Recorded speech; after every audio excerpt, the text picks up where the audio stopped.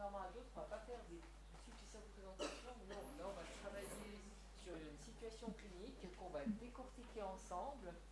On va croiser nos regards et on va le faire, vous voyez, avec différents professionnels, dont 2 sur place, Lucie Pénel qui est psychiatre addictologue, et puis 2 à distance avec d'une part Elisabeth Giraud-Barraud, bonjour, qui est Bonjour. psychiatre et comme je vous le disais ce matin, qui est investie de très longue date dans la prise en charge de patients souffrant du trouble du spectre autistique, aussi bien dans le diagnostic que dans l'accompagnement. Et là, ça sera effectivement très intéressant de voir les interactions qu'on peut avoir effectivement sur ce type de situation complexe qui, vous verrez, nous ont bien challengés. Et Caroline Salas, qui est docteur en psychologie dans notre service, qui est très investie dans toute l'évaluation des patients, notamment de ce patient, dans les tests qui ont été réalisés, dans la caractérisation clinique, diagnostique de ce patient. Donc, l'objectif, c'est d'être dans une séance très interactive. L'objectif, c'est de réfléchir ensemble et on va voir comment, justement, au travers d'une approche très dimensionnelle, exactement comme le cas clinique qui a été décrit hier midi, eh bien, vous allez voir que finalement, de situations complexes, on peut ensuite effectivement apporter des éléments de réponse, même si on n'a pas une expertise dans le domaine, on peut aider les patients. Alors bien entendu, quand on a en plus expertise, on peut aller encore plus loin, et ça effectivement, on le verra donc dans l'interaction avec les collaboratrices. Lucie, la parole est à vous. Bon, merci, bonjour à tous. Parlez bien fort pour qu'on vous entende bien. Très bien. Ouais, on n'entend pas très bien. Ouais. Et vous, ça va Ben, tenez, moi je parle sans micro. Ah bon. Moi je parle fort.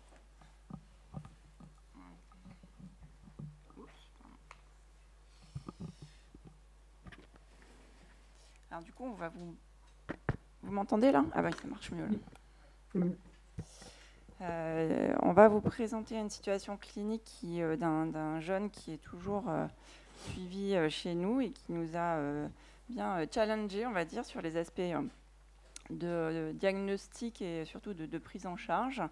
Et ça a d'ailleurs été à l'origine de plusieurs réunions de concertation avec le docteur Giraud-Barraud, qui est spécialiste, qui a une longue expérience dans les troubles neurodéveloppementaux et en particulier le trouble du spectre autistique.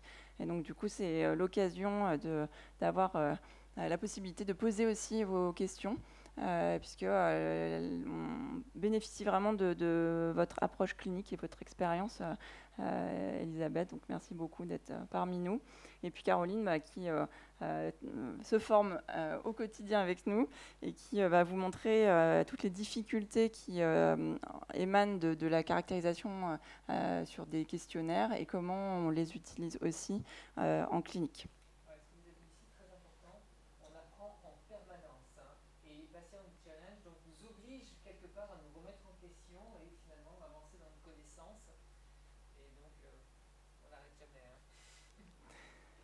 Alors, je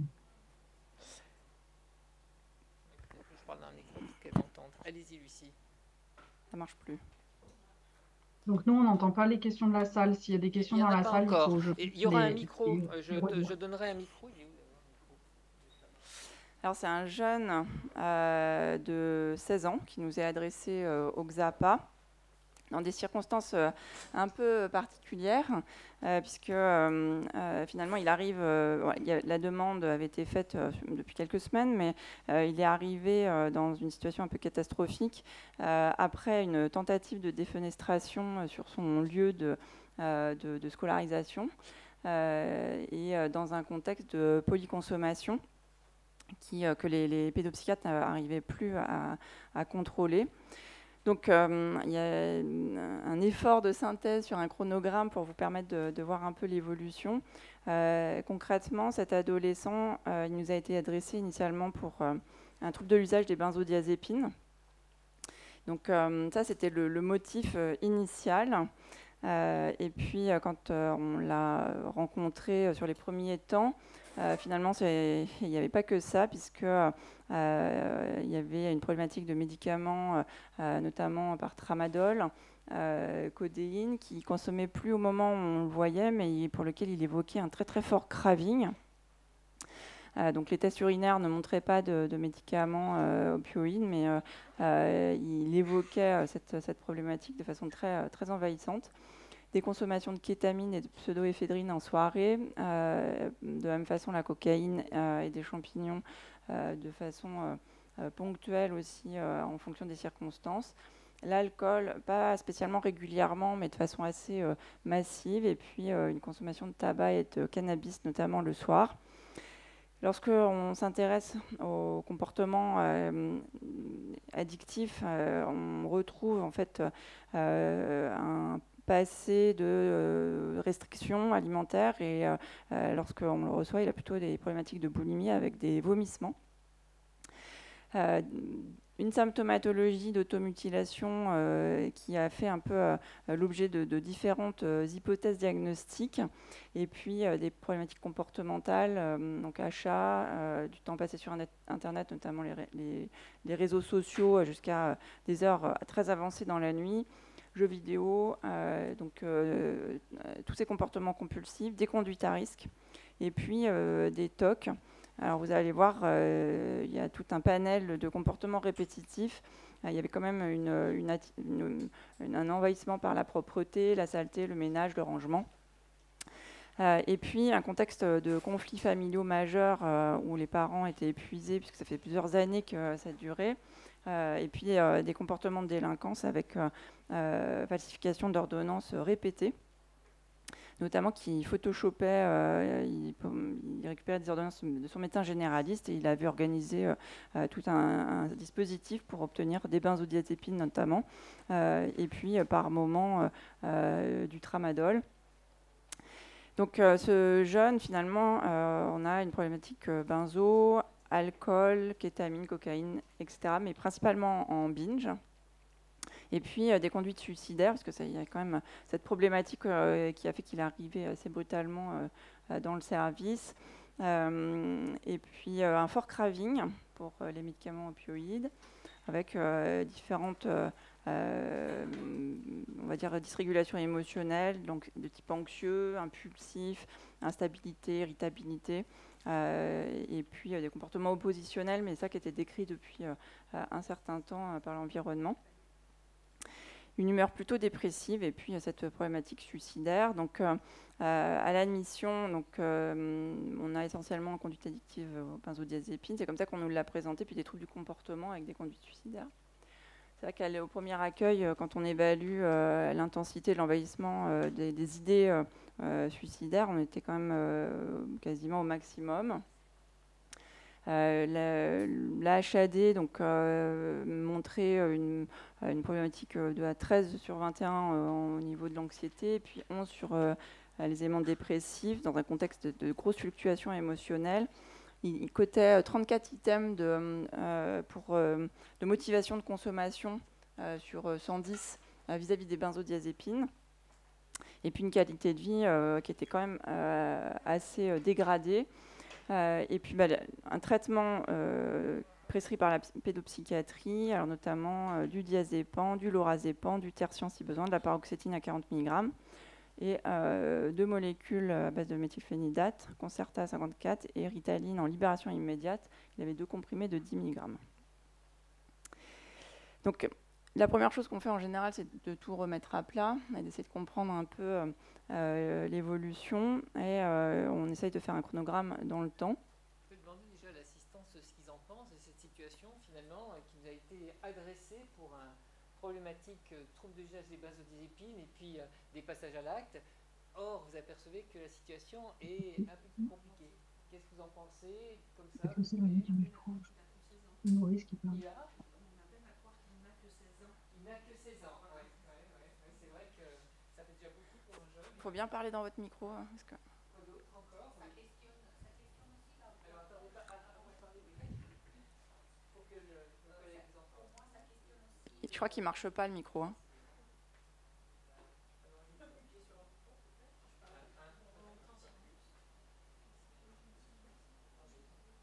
Allez, c'est bon. Ah, c'est mieux là. Voilà.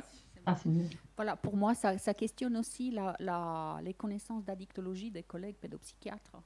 Et ça démontre bien que voilà, la dictologie, elle a une spécialité à part, que même si on est psychiatre, on n'a pas plus de connaissances en addictologie que ça. Et donc, s'ils n'ont pas détecté la consommation de substances, c'est qu'ils n'ont probablement pas posé la question. Donc, je ne sais pas. Oui, du coup, il est complété. Oui, et puis une forte dose quand même de méthylphénidate sous forme à libération prolongée ou immédiate. Ça fait beaucoup quand même, 74. Je ne sais pas combien il pèse, mais... Il a un gabarit quasiment d'adulte, en fait, un adolescent. Après, ça, on va rediscuter la stratégie. Après, est-ce que cette prescription-là est adaptée? Ça, on va revoir. Mais c'est vrai, le questionnement, c'est finalement, ils sont passés à côté de beaucoup de choses. Ouais. Bah, comme ça, la première impression, ça sent le trouble de la personnalité borderline. S'il est sous Concerta, on se dit qu'on lui a diagnostiqué un TDAH. Voilà, mais... C'est pas parce qu'il a le médicament qu'il a diagnostiqué. Alors, a priori, on fait confiance aux confrères. Voilà. Donc, comme ça, la première impression, bon, voilà, première impression. D'accord. Faites influencer par les médicaments des autres, attention. Hein. Moi, je dirais le premier sentiment, c'est qu'il y a une confusion parce qu'il y a une multiplicité des traitements et des conduites et du coup, on ne sait plus qui fait quoi. Ça, effectivement, c'est important. À un moment donné, on ne comprend plus rien. Il y a tellement de choses entre les produits qu'ils consomment, les médicaments qui sont donnés, dans un chaos de fonctionnement. À un moment donné, comme l'a dit Lucie Penel, il faut effectivement remettre à plat pour qu'on comprenne un petit peu ce qui se passe. Oui. Attendez. Quand vous parlez de jeux vidéo compulsifs, de TOC, etc., d'achat, c'est à chaque fois, parce qu'il ça alterne sur une semaine sur l'autre, où il y a des périodes où c'est au sein de la même journée qu'il est capable de compiler en fait, l'usage de substances et en même temps d'arriver à avoir certains comportements. C'est ça que j'ai du mal à... Ouais. En fait, ça dépendait beaucoup. Il y avait une modalité de fonctionnement beaucoup de façon impulsive, sous forme binge. Donc, les consommations n'étaient pas forcément régulières, à part les benzodiazépines. Par contre, le tabac, c'était régulier. Les médicaments opioïdes, ça dépendait des prescriptions. Mais en fait, la problématique était surtout sur une modalité de surconsommation, rarement à visée suicidaire. D'ailleurs, il le disait lui-même. Et même la défenestration n'était pas à visée suicidaire. Par rapport à tout ce qui est achat, internet, jeux vidéo, en fait, par contre, ça a occupé une grosse partie de sa journée. Et c'est principalement sur les écrans, en fait, mais ça pouvait être des achats ou des jeux. Et les TOC, en fait, ça dépendait de là où il se trouvait, mais très régulièrement le soir, en fait, vous allez voir, en fait, il a des comportements très répétitifs. Du simple tic à des comportements de lésions, de dermatillomanie et jusqu'à entraîner des lésions. Et c'est pour ça que j'évoquais le fait que l'automutilation, on peut l'entendre de différentes manières parce qu'il avait ces comportements très répétitifs de lésions de la peau ou des muqueuses. Et en fonction du niveau de sévérité au niveau émotionnel, ça pouvait aller jusqu'à des automutilations, quoi. Donc il y a toute cette graduation. Vous voyez, il a des traitements benzodiazépines, un antidépresseur, même un antipsychotique, et vous voyez, il a quand même des niveaux d'anxiété, une symptomatologie anxieuse et dépressive qui n'est pas du tout corrigée, très clairement. Vous disiez que vous l'aviez reçu quelques semaines après sa sortie du service de psychiatrie où il était hospitalisé. Est-ce qu'il a repris les consommations dans l'intervalle entre sa sortie et l'arrivée au XAPA? Je pense qu'il les a même pas arrêtés, en fait. Ça, vous allez voir. Allez, Lucie, on continue. Donc, pour essayer de comprendre un peu comment ça a évolué, donc, l'histoire a commencé assez tôt par des problématiques de harcèlement scolaire dès 7 ans en CE1. La première, entre guillemets, c'est étiqueté comme ça dans les dossiers médicaux, TS par défenestration. Et c'est là où lui, il critique en fait cet aspect-là. Il disait, mais moi, j'étais juste en colère, j'ai sauté par la fenêtre et je ne voulais pas forcément mourir. C'est une stratégie de régulation. Et par contre, c'était interprété comme une tentative de suicide. Forcément, au niveau de la létalité, c'est quand même pas, c'est pas banal.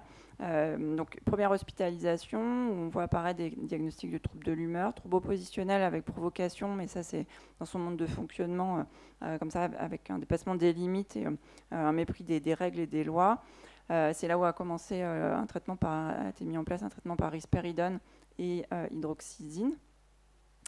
Ah oui, pardon, hop, je regarde au mauvais endroit. Il a eu un premier bilan neuropsychologique en 2015, donc vers 9-10 ans. Et on va vous présenter en fait ce qui est inscrit, puisque nous-mêmes, en fait, ça nous a aussi, ça a été un facteur de confusion pour nous, puisqu'il y a des diagnostics de haut potentiel qui sont évoqués mais pas confirmés, pareil pour le TDAH, pareil pour le TSA. Ça a évolué vers un suivi en CMP.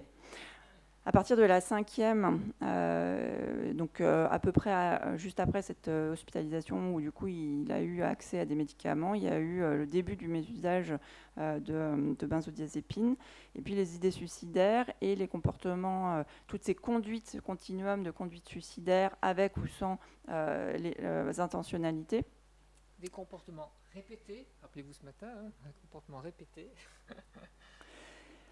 Qui, en fait, l'ont jamais vraiment quitté. Donc, quand on lui pose la question, c'est toujours un peu en arrière-fond, avec des fluctuations en termes d'intensité au niveau de la pensée et aussi au niveau comportemental. À partir de, il y a une deuxième lignée thérapeutique qui a été mise en place avec l'olanzapine et l'aripiprazole, qui n'a pas bien supporté, notamment l'aripiprazole. L'olanzapine, il a eu pendant quelques temps, mais vraisemblablement, ça n'a pas beaucoup aidé. Vers l'âge de 14 ans, compte tenu des difficultés familiales, les parents ont proposé qu'il fasse un an en Australie en échange scolaire. Et c'est à ce moment-là où il y a eu des accidents, notamment rhinoplastie, à l'origine une rhinoplastie et ensuite une torsion testiculaire qui a généré en fait des prescriptions d'antalgiques et notamment le tramadol. Donc ça a commencé à ce moment-là. Retour d'Australie, des problématiques de dysrégulation émotionnelle avec un renforcement des idées dépressives, des idées suicidaires. Il a été hospitalisé suite à une prise médicamenteuse très impulsive dans un contexte où il avait falsifié ses ordonnances. Et les psychiatres ont démarré un traitement par carbamazépine et sertraline. Donc ça, c'était la deuxième hospitalisation suite à une prise médicamenteuse. Et vous voyez qu'apparaît à ce moment-là aussi les crises de boulimie au retour de son voyage. Et puis, il y a on va dire, un bilan qui va être fait, qui va identifier des éléments d'hyperactivité et d'impulsivité, parallèlement à un diagnostic de trouble de la personnalité. Et c'est là où va être débuté le traitement par méthylphénidate, avec introduction de la kétiapine, qui lui faisait beaucoup de bien, mais qui avait été monté jusqu'à 400, je crois, milligrammes, et qu'il avait identifié comme quelque chose qui lui l'aidait. Et puis, troisième tentative de suicide, juste avant qu'il arrive dans le service, de la même façon, par défenestration. Donc, une létalité quand même importante. On n'est pas forcément habitué à des tentatives de suicide ou des conduites suicidaires répétées de ce type, avec des passages à l'acte quand même assez létaux. Donc, on se retrouve avec ce tableau clinique présenté précédemment au moment où il arrive dans le service. Mais vous voyez que les troubles ont commencé depuis une dizaine d'années avec différents... Si je peux me permettre, ils ont même commencé un peu avant. Je pense qu'on en rediscutera, mais en fait, il n'y a pas d'éléments en fait, majeurs dans la petite enfance, mais on voit qu'il y avait déjà des éléments qui ont été pointés en fait, déjà dans les différents bilans, dont on reparlera tout à l'heure. Donc, ce patient, parmi les autres antécédents, il y avait des accidents et des traumatismes crâniens, une hypertension artérielle qui avait été suivie à un moment sur le plan médicamenteux, un terrain atopique, urticaire, asthme, allergie, un bilan infectieux négatif, et puis ces antécédents chirurgicaux qui ont généré les traitements antalgiques. Un poids, malgré les troubles des conduites alimentaires, dans la normale. Parmi les antécédents familiaux, on ne voit pas grand-chose finalement, mais une mère épuisée, et on pouvait le comprendre, des éléments dépressifs, du tabagisme dans la famille, cousine paternelle qui aurait eu un trouble bipolaire et qui serait décédée par tentative de suicide, mais c'est assez éloigné. Et puis un patient qui n'a pas encore d'antécédents judiciaires, mais des falsifications d'ordonnances qui ne lui posent pas beaucoup de problèmes, de benzodiazépine, de tramadol, de codéine, et puis il achète pas mal de choses au marché noir. Les rythmes de vie assez fluctuants, pas de petit déjeuner, une consommation, une appétence pour le sucre assez importante. Ça a fonctionné que quand les parents encadraient beaucoup les choses, surveillaient. Et puis des troubles du sommeil de longue date qu'on retrouve dans le dossier, principalement un retard de phase avec des difficultés d'endormissement, une restriction de sommeil, et puis des réveils dans la nuit et une fatigue forcément le matin avec des traitements surajoutés par benzodiazépine. L'activité physique, beaucoup quand il était jeune, mais ça s'est un peu éteint avec l'évolution des troubles. Au niveau des comportements, alors qu'on appelle plus facilement les deliberate self-harm syndrome, puisque les anglo-saxons s'affranchissent beaucoup plus facilement de l'intentionnalité suicidaire, mais il va avoir des lésions auto-infligées, il se tape avec une pierre, il hyperventile jusqu'au malaise, il se brûle avec des cigarettes, et tout ça, il dit mais c'est pour calmer mon anxiété.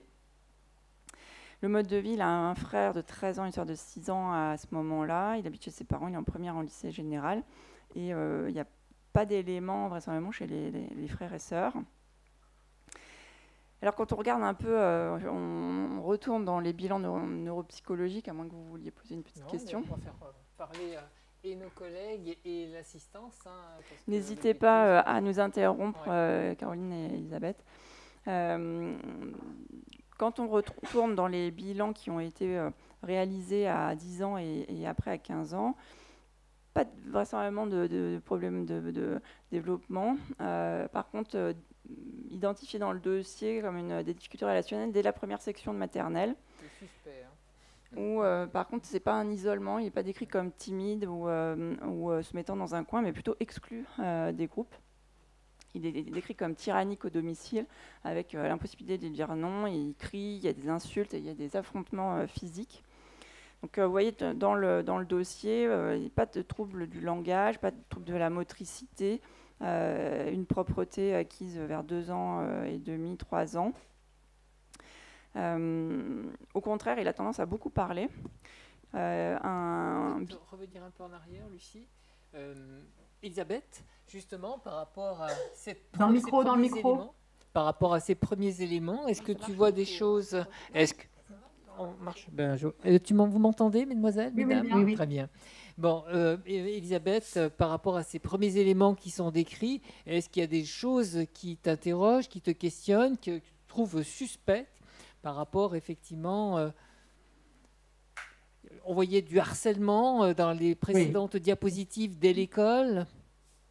On voit bien qu'il y a des problèmes dans les interactions sociales, qui sont précoces, puisqu'il est exclu, il doit pas être, il n'est pas en phase avec les autres, donc il est rejeté, qu'est-ce qu'on a vu d'autre? Il est harcelé, donc ça c'est voilà. Alors après, est-ce que ça a été... Il y a d'autres choses qui n'ont pas été investiguées, il y a ça aussi, donc je pense que... Est-ce qu'il y avait des centres d'intérêt restreints? On peut se poser la question, si on est un peu sur l'autisme, mais visiblement, ça... je pense qu'on va avoir un bilan du centre autisme après, donc on pourra peut-être en discuter, mais les troubles des interactions sociales interrogent, voilà, et dès l'enfance. Ça c'est important d'avoir des éléments. Tout à l'heure, Elisabeth me faisait la remarque, justement, quand on fait le diagnostic différentiel aussi par rapport au trouble de la personnalité.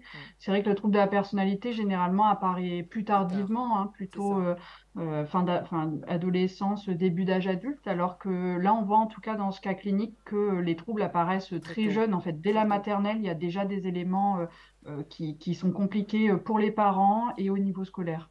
C'est ça. Et puis la tyrannie, je pense que ça on peut Oui, enfin, ce qui a été c'est ça. plutôt vu comme un trouble oppositionnel, il est tyrannique. On a l'impression qu'il a une direction et que si c'est pas comme il a prévu ou comme lui il veut, c'est l'affrontement. Donc il y a des comportements de défi, hein, on appelle dans l'enfance, hein, il y a des pédopsies qui sont là. Et Donc puis, il y a des signes, hein, voilà. et la question aussi, juste de tout ce qui est scarification, ça peut faire évoquer des conduites de stimulation sensorielle chez des patients TSA. Vous évoquiez des brûlures de cigarettes dans la slide d'avant. Et en fait, là, on a un spectre en effet très border, mais si on voit ça sur un spectre très TND, ça peut aussi être complètement différent dans les patients. En fait, ce qui Oui. nous a beaucoup interrogé, c'est la sévérité des lésions. Et c'est vrai qu'à la fois en termes de létalité au niveau des passages à l'acte, et puis la sévérité de ce qui s'auto-infligeait, questionner quand même sur sa sensibilité, qui était paradoxale, parce qu'avec une hyperactivité émotionnelle. Donc c'est sûr que c'était assez curieux. On va avancer. Du coup, Petite remarque, est-ce qu'il a est-ce qu'il n'a pas une comment dire, une hyposensorialité à la douleur? Est-ce que justement il n'a pas est-ce qu'il n'y a pas un problème avec le ressenti de la douleur? Enfin, d'un autre côté, il prend des antalgiques quand il a eu des traumas. Enfin, Pour l'effet psychoactif. enfin, ça interroge sur la sensorialité, on est d'accord. Ouais. Mm. Tout à fait. Rappelez-vous ce qu'on disait ce matin, les 5 sens, ça peut être altéré soit en hyper, soit en hypo, et où d'ailleurs on peut avoir des différentes combinaisons. alors quand on reprend les éléments du bilan neuropsychologique qui a été fait à 10 ans, il a été demandé, notamment parce qu'il y avait des questionnements sur un haut potentiel et un contexte de difficulté relationnelle et comportementale. Donc je vous ai copié-collé les éléments qui étaient identifiés à cette époque-là. Donc c'est quelqu'un qui a besoin d'avoir le contrôle sur tout, une hyper-émotivité, une immaturité, des fluctuations émotionnelles intenses, une impulsivité, déjà une très grande anxiété de performance. Et quand il est en difficulté, il y a des spasmes musculaires qui apparaissent, notamment dans les questions qui génèrent de l'anxiété, avec une persévérance qui lui est extrêmement coûteuse. Il est extrêmement méthodique dans son analyse des questions et il va rester bloqué quand il ne va pas pouvoir répondre. Il y a des préoccupations et une angoisse sur la maladie, donc il pose beaucoup de questions, notamment sur l'autisme. Donc il se posait la question de savoir s'il n'avait pas un autisme, ce qui était une question qui était totalement mise de côté par les professionnels. Donc déjà à 10 ans, lui-même, il se posait la question. C'est quelqu'un qui était assez curieux, hein. Donc, mais c'est sûr qu'on l'a noté, parce qu'il se posait aussi la question de l'Alzheimer, parce qu'il ne comprenait pas pourquoi il avait des difficultés à mémoriser. Une préoccupation sur l'injustice qu'il ne supportait pas. Et puis, au début, il y avait beaucoup d'activités, notamment sportives. Il est décrit comme très ouvert sur le monde. Il a des lunettes pour une hypermétropie, des troubles de l'endormissement, une restriction de sommeil et puis une irritabilité matinale, un suivi orthophoniste parce qu'il y avait décrit comme une hypotonie de la langue. Les seuls éléments préconisés, c'était des thérapies familiales, et puis il était suivi en psychanalyse. Il y a eu un bilan, donc dans le contenu du bilan, et là on commence à voir apparaître des choses un peu curieuses. Il est identifié comme ayant une très bonne compréhension de situation à caractère social ou de bon sens. Il sait expliquer les règles, les principes du monde qui l'entoure. Il comprend le bien fondé. Il n'y a pas tellement de difficultés au niveau de l'indice de raisonnement perceptif, mémoire de travail, vitesse de traitement. Par contre, au niveau émotionnel, capacité de théorie d'esprit identifiée comme normale, il comprend les sous-entendus, les pensées des autres, l'empathie, mais il assure une explication atypique en premier lieu qu'il parvient à corriger ensuite. Donc, on voit déjà des choses où ça questionne déjà le neuropsychologue à l'époque. Les tests sont normaux, voire au-dessus de la moyenne, et pourtant, il est en difficulté, en tout cas sur un bilan, on voit qu'il y a des choses qui se passent. Quand on continue, le bilan à cette époque-là retient une avance intellectuelle globale, mais un décalage par rapport à sa maturité relationnelle affective. On retient une hypothèse d'un haut potentiel qui est pas exclue, mais qui n'est pas retenue, parce qu'il y a une hétérogénéité. Donc ça, c'est déjà un premier bilan qui ne permet pas beaucoup d'avoir des éléments. Par contre, il y a un désintérêt scolaire, des difficultés d'acceptation des contraintes, sources de souffrance. Donc, et puis des scores normaux dans les épreuves d'habileté sociale. Donc, ça interroge, hein. Elisabeth, Caroline, il va falloir nous donner des éléments de compréhension. Comment on peut avoir des scores normaux dans l'habilité sociale alors qu'on a une description qui va à l'encontre de ça. Eh ben, oui, parce que, enfin, on voit bien, enfin, on peut faire dire ce qu'on veut hein, aux chiffres, c'est le problème. Euh, ce qui est bien, enfin, ce qui pour moi oriente vers quand même quelque chose qui pourrait, enfin, mettre la puce à l'oreille sur de l'autisme, c'est le temps d'adaptation. C'est que la perception sociale n'est pas immédiatement efficace. C'est par définition le manque de spontanéité ou de réciprocité sociale. Donc moi, ça m'interrogerait sur un autisme. Le fait aussi que le bilan, il y a une hétérogénéité au bilan du quotient intellectuel de la Weiss. C'est aussi, ça peut être un indice. Donc, comment dire, le fait que, et dans la diapo précédente, on voyait aussi que la perception il y avait une explication atypique. C'est écrit en toutes lettres. Il y a une explication atypique qu'il parvient à corriger. Donc là, ça pourrait aussi orienter vers le fait de traits autistiques et chez quelqu'un qui a un haut potentiel intellectuel. Donc, quand on a un haut potentiel intellectuel, on arrive plus facilement à corriger, à camoufler, à trouver des stratégies d'adaptation parce que on voit un petit peu mieux où les autres veulent en venir, même si la théorie de l'esprit a l'air bonne, hein, d'après le bilan, hein, la théorie de l'esprit est bonne, mais c'est pas ça ne veut pas dire qu'il n'est pas autiste. Pour moi, il y a des traits d'autisme. Hein, voilà, il y a des traits d'autisme. Enfin, il aurait fallu creuser, quoi. Voilà. Là, Et cliniquement, et sur le plan psychométrique aussi. Il y a aussi quelque chose sur sa rigidité. Enfin, il est extrêmement rigide. Ça aussi, ça met la puce à l'oreille. Hein. Voilà, donc pour moi, il y a vraiment de quoi s'interroger. Je connais mieux l'autisme adulte que l'autisme chez les enfants. Hein. Mais il y vient. Donc, on va voir ensuite. Alors, vous voyez que les éléments d'HPI, comme pour le TDAH, c'est peut-être des éléments qui vont faire une expression un peu plus tardive parce que jusqu'au moment où les capacités de compensation, finalement, vont être dépassées. Et effectivement, c'est ce qu'on va voir donc, chez ce jeune. En fait, l'intérêt de ce cas clinique et de l'avoir revu hein, aussi pour la présentation, c'est de voir que finalement, il y avait beaucoup d'éléments. Mais là, typiquement, on est chez des patients qui compensent.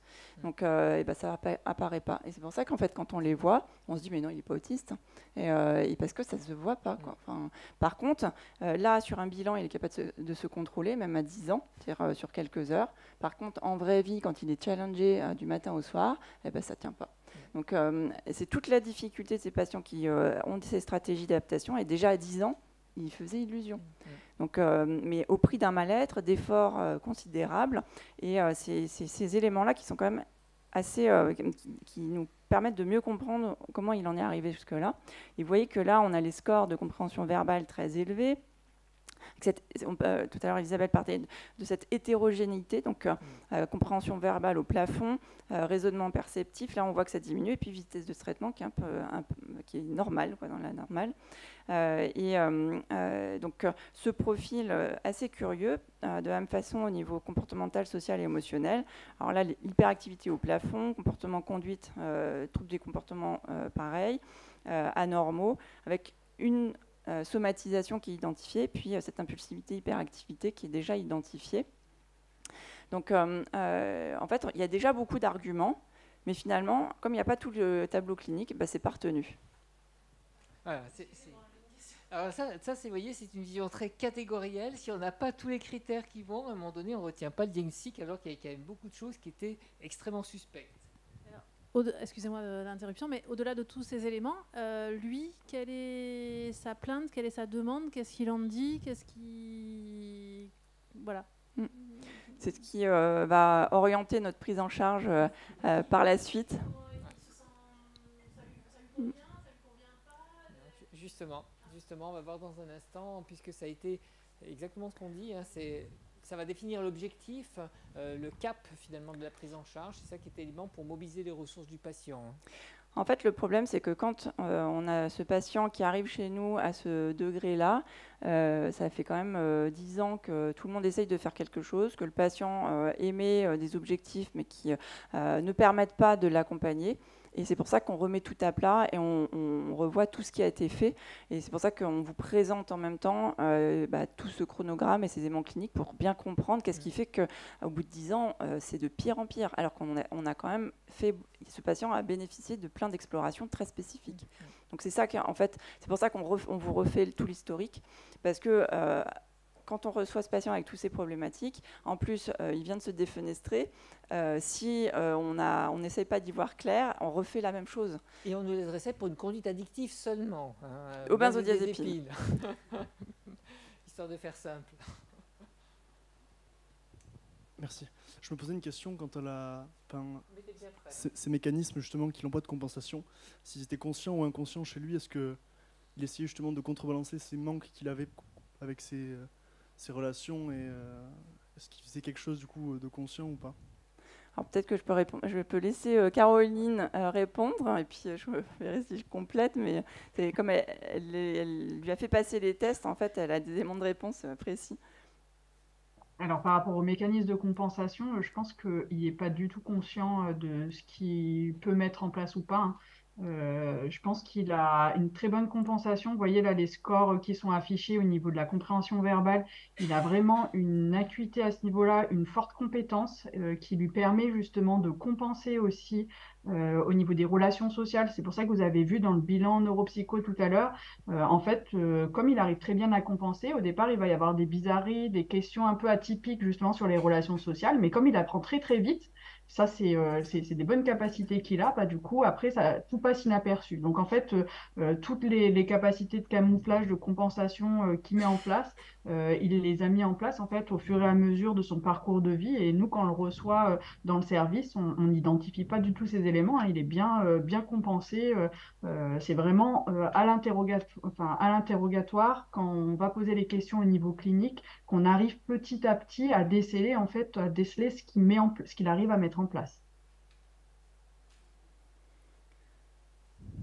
Puis l'utilisation de toxiques est le principal, pour moi, le mode de compensation, parce que on voit bien du fait aussi du TADA associé, c'est assez fréquemment associé avec des troubles autistiques. Donc il y a cette impulsivité et qui majore, je dirais, la perception de l'anxiété. Donc ils s'abrutissent, enfin, les personnes, enfin, on voit bien ces comportements. Donc dire que c'est conscient, moi je dirais c'est soulager un espèce de chaos. Parce qu'en plus, ce sont des personnes qui sont dans un chaos du décryptage de l'extérieur. Ils ont leur idée des choses. D'ailleurs, on voit bien la sensibilité à l'injustice, le truc. Il faut que ça soit comme ça et pas autrement. Il y a vraiment cette rigidité autistique qui rend la vie impossible, hein. D'où l'addiction. Moi, j'explique comme ça. Je ne sais pas le niveau de conscience, mais il faut soulager un truc comme il saute par la fenêtre, hein. Je pense vraiment que c'est soulager quelque chose d'insupportable, quoi. Ouais. En plus, il le fait sur mode binge, hein, pour beaucoup de choses. Et ce qu'on disait hier, dès qu'on est sur une modalité comportementale binge, on retrouve deux grandes dimensions, l'impulsivité et la labilité émotionnelle. Et c'est ce qu'il a, en fait. Et à un moment donné, c'est tout de suite, immédiatement, massivement, à la hauteur, je dirais, de ce qu'il a besoin de soulager. Sans calculer le danger dans lequel il peut se mettre, hein. C'est ça qui est très important, parce que finalement, là, on voit bien qu'il prend des risques, mais assez incroyables. Vous allez voir, ça va continuer. Bon. Oui, une question? Même au tout premier test, là, quand il est tout petit, le bilan quand il est tout petit, moi, ce qui me choquait un peu, ce qui m'apparaissait, c'est qu'il y avait quelque chose de très disharmonieux entre des capacités intellectuelles qui, déjà, dès tout petit, il investit beaucoup de langage, mais pas du tout à des visées de relations. Alors que nous, on en attend ça. Quand on voit quelqu'un qui a un bon langage, on suppose. Et je pense que c'est là qu'on ne se rencontre pas, du coup, avec ce que lui, il rencontre du monde extérieur. D'accord. Ouais. ce caractère disharmonieux, comme pour les tests, hein, on voit bien qu'il n'est pas harmonieux sur toutes les performances. Je dirais l'expression clinique va dans le même sens. Alors si on continue, en 2016, il y a la première hospitalisation avec la défenestration. Il suit un groupe d'habileté sociale à la sortie d'hospitalisation, mais d'après la famille, il n'y a pas de bénéfice. En fait, on voit qu'il y a déjà une dysrégulation émotionnelle, qu'il y a déjà des prises de produits, on sait très bien que les patients qui sont en difficulté, pour se saisir des outils pour monter en compétences, c'est extrêmement compliqué. Et finalement, il ne va pas pouvoir s'en servir spécialement. Il y a un bilan en centre ressources autisme, pareil, résultat assez discordant, TSA non retenu.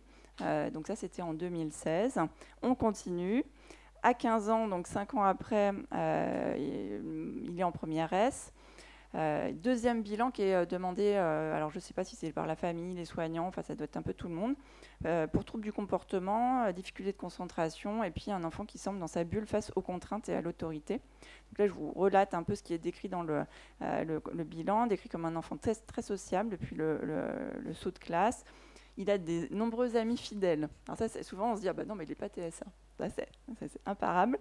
Nombreuses angoisses, car très lucides sur le monde qui l'entoure, alternance de phase d'asthénie, d'hyperactivité, sommeil, comme d'habitude. Pas spécialement de troubles alimentaires identifiés à ce moment-là, ce qui est assez curieux. Une sensibilité tactile, ne supporte pas le contact de certains vêtements. C'est intéressant, hein, oui. Et après ce bilan, il y a un démarrage, à peu près au moment de l'hospitalisation et du bilan, il y a un démarrage du méthylphénidate associé à la sertraline et au Tegretol.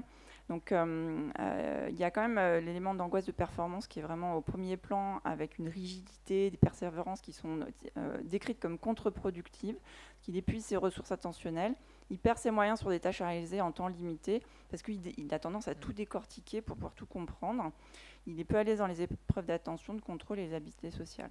Et vous voyez qu'à nouveau, quand on regarde les notes, les scores, on a un profil très hétérogène avec un indice de compréhension verbale très élevé, et le reste, ça dégringole au fur et à mesure.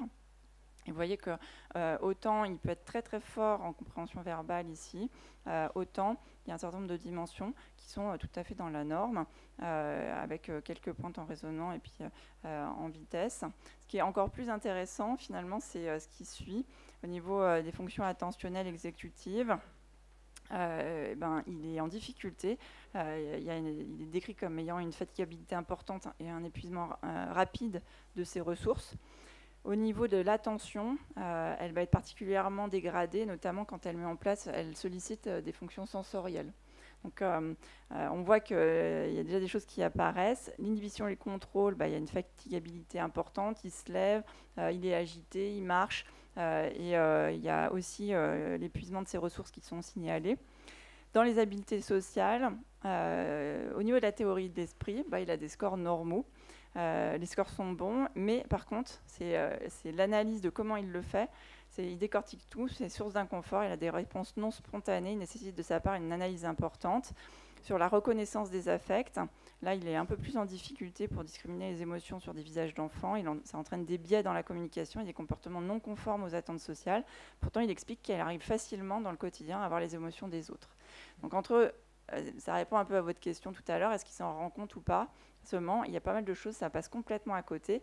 Et ce qui est assez intéressant, c'est que dans un des aspects de conclusion au niveau des habiletés sociales, le neuropsychologue évoque qu'il manifeste un rejet vis-à-vis de ses tâches qu'il met en difficulté.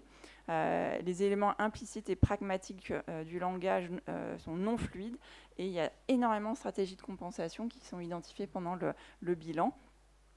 Donc on se retrouve à nouveau avec, là par contre, des difficultés attentionnelles un peu plus identifiées, une impulsivité au premier plan, une surcharge cognitive et un épuisement rapide de ses ressources, et un manque d'aisance dans les habiletés sociales.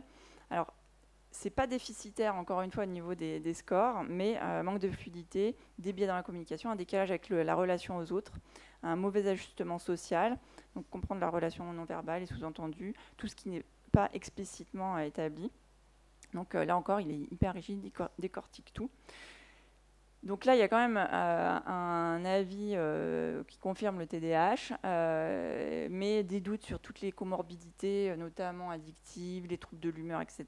Donc il y a toujours ce questionnement, mais qui fait quoi et quelle est la cause de quoi? Et il y a une indication de travail sur la gestion émotionnelle et puis en métacognition. Il y a une deuxième hospitalisation qui suit, démarrage du suivi en sophrologie, et puis finalement, il arrive quelques semaines après dans le service. Alors, si on utilise une approche catégorielle, qu'est-ce qu'il aurait comme diagnostic? En catégoriel, standard. Hein. Donc, qu'est-ce que vous donneriez comme diagnostic chez ce jeune adolescent?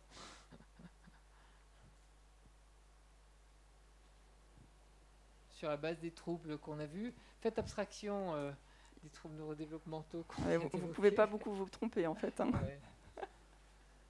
Comme ça, vue de nez.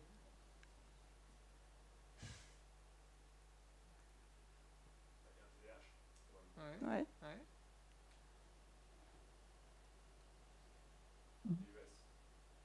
Hein? Ah oui, un trouble d'usage de substances, oui. Ouais.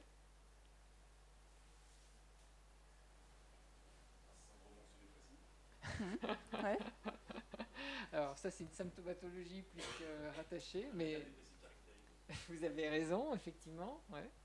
Et décrit comme récurrent en plus. Ouais. Ouais. Ouais. Ouais. Donc un trouble de personnalité, état limite. Oui, voilà. Enfin, oui. D'accord. Ouais. Trouble oppositionnel, effectivement, les troubles des conduites, oui. Ouais.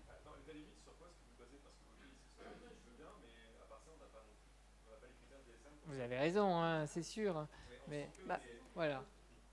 Il y a quand même des grosses fluctuations émotionnelles, une impulsivité, les gestes d'automutilation répétés à viser d'autorégulation, des difficultés de confiance en soi, il y a une beaucoup grosse de dimensions fragilité qui relationnelle. Sont évocatrices. Beaucoup de dimensions évocatrices, hein, très clairement. Là, on peut quasiment tout cocher. Hein. Si on est juste, on va dire, descriptif, on peut tout cocher. Après, quand on se pose des questions sur mais pourquoi il fait ça, là, on a du mal à tout cocher. Mais si on est juste descriptif dans l'observation, et au niveau de la personnalité borderline, d'ailleurs, c'est dans tous ces dossiers. Hein.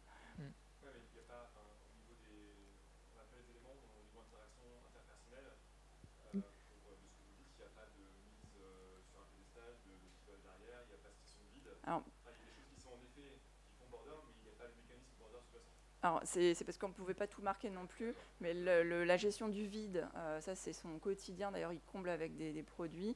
Il y a dans l'interaction, il faut voir déjà avec ses parents, puis ce qui nous fait vivre en tant que professionnel, où on est le dieu absolu, il est extrêmement obéissant, extrêmement valorisant, voire même obséquieux à certains moments. Mais avec une certaine naïveté en plus. Enfin, il est prêt, il demande de l'aide beaucoup, il a peur d'être abandonné. Moi, à chaque fois que je remettais des limites, il me disait mais vous allez continuer à me suivre, vous n'allez pas me laisser, vous n'allez pas m'abandonner. Donc, c'était très fluctuant. Et puis tout d'un coup, il partait, on ne le voyait plus. Et puis il nous méprisait profondément. C'était la trahison absolue. Voilà. Non, si, autre chose. Le problème, c'est qu'après, vous allez voir, mais si on met tous les éléments, je pense que mais c'est une D'autres suggestions? On va dérouler. Alors, en fait, quand on reprend tous les dossiers, à la fois les dossiers et puis à la fois ce qu'on voyait en termes de comportement, en fait, il y a tout le DSM. C'est pas compliqué. Et donc, conduite addictive avec 100 produits. Il y a les troubles des conduites alimentaires avec des périodes de boulimie, de restriction, perte de poids, purge, etc. Troubles de la personnalité borderline, ça c'était dans tous les dossiers. psychopathique avec les éléments de délinquance, d'irrespect des règles et des règles et des lois, et puis du mépris de l'autorité. Le fait aussi de tromper par plaisir. Il y avait des moments où, au niveau de la relation avec son médecin généraliste, il y avait une certaine... D'ailleurs, c'est ce qui fait que c'était très compliqué avec les équipes en pédopsychiatrie, et qui a aussi compliqué la suite du projet, c'est qu'en fait, plus personne ne voulait le voir, hein, parce qu'il mettait vraiment à mal les équipes. On ne savait pas si c'était de la manipulation, si c'était de la naïveté, de la maladresse. Enfin, c'était quand même assez compliqué, avec quand même un questionnement sur une personnalité schizotypique. Des troubles de l'humeur, donc troubles bipolaires, il manquait pas grand-chose pour qu'on le voit apparaître, parce que c'était indiqué épisode dépressif récurrent, et de toute façon, il a été traité comme tel. Des TOC, il y avait une dermatillomanie, écholalie, qui à un moment faisait quand même, vu les troubles du comportement, ça questionnait quand même sur une entrée dans un processus délirant ultérieur, vu l'âge et les comportements. Mais qui peuvent faire partie en fait des comportements stéréotypés du TSA. Les troubles anxieux, les conduites suicidaires, troubles du sommeil, et puis non seulement on a les pathologies psychiatriques, mais au niveau des troubles neurodéveloppementaux, il a eu tous les bilans, et à chaque fois, ça les évoque sans les confirmer. Alors, le TDAH, oui, même s'il y a eu toute une période où il n'a pas été traité parce que ce n'était pas spécialement confirmé, on peut dire qu'il n'y a que le TDAH où il y a une confirmation diagnostique. Et puis, quand on l'a vu, c'est vrai qu'on ne se pose pas forcément beaucoup la question d'une schizophrénie, mais à cet âge-là, vu les troubles du comportement et les bizarreries, c'est sûr que là, on se posait quand même la question. Et quand les parents me posaient la question, moi, je leur disais, on ne sait pas comment ça va évoluer, parce que c'est sûr que ce genre de choses, à cet âge-là, troubles bipolaires, c'était une question de nombreux psychiatres, et puis troubles de la personnalité, avec un traitement qui aussi me brouillait un peu les pistes, notamment le fait de prendre du méthylphénidate, ça atténue certains éléments de relationnel, et en même temps, la libération immédiate augmente l'impulsivité, peut augmenter l'impulsivité. Les benzodiazépines au long cours, c'est aussi source de dérégulation. Donc, qu'est-ce que vous proposez à ce patient? Alors, proposition thérapeutique, puisqu'il faut faire quelque chose, il faut l'aider. Il vous demande de l'aide. Qu'est-ce qu'on peut faire sur un patient qui a cette problématique? Ne me regardez pas comme ça. C'est pas un piège. C'est pas un piège. Pas de médicaments. Dans ce cas, vous proposez autre chose. Quoi? Pas de médicaments. Et vous? Déjà lui demander ce que lui, il veut. Quel est son objectif, ou définir éventuellement un objectif avec lui, ou plusieurs objectifs, je n'en sais rien. Définir les objectifs, pas de médicaments. Nettoyer l'ordonnance avec quoi? Avec liquide vaisselle?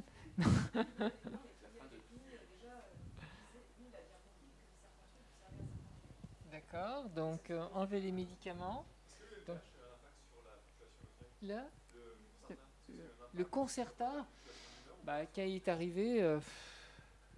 on n'avait pas l'impression, parce que là, les pédopsychiatres, ils étaient vraiment... En gros, ils étaient très contents de nous le refiler. C'était... Débrouillez-vous, en gros. Non, mais par contre, si on avait fait le bilan de TH, on n'aurait jamais mis la Ritaline dans ce contexte. Mais jamais. Jamais.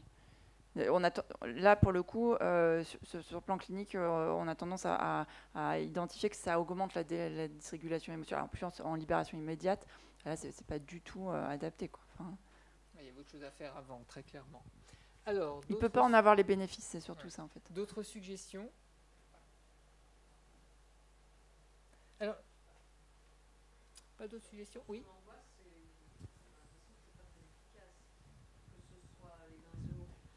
Pour le traiter son angoisse, on a l'impression que, je ne sais pas si ça marche, les benzos, le tertian, la paroxétine, je ne sais pas, j'ai pas le sentiment que ça soit hyper efficace pour l'instant. Il a quand même... oui, mais surtout, il a 40 mg de paroxétine, qui est aussi assez anxiolytique. Le tertian, je ne sais pas s'il le prend. Et les benzos, voilà. Si la traite, ça veut dire que le traitement n'est pas efficace. C'est ça, oui, tout à fait. Oui. la somaticienne en moi a envie de savoir ce que l'hypertension artérielle vient faire là, si c'est iatrogène, s'il y a... Enfin, j'ai envie de faire un bilan quoi, de l'hypertension.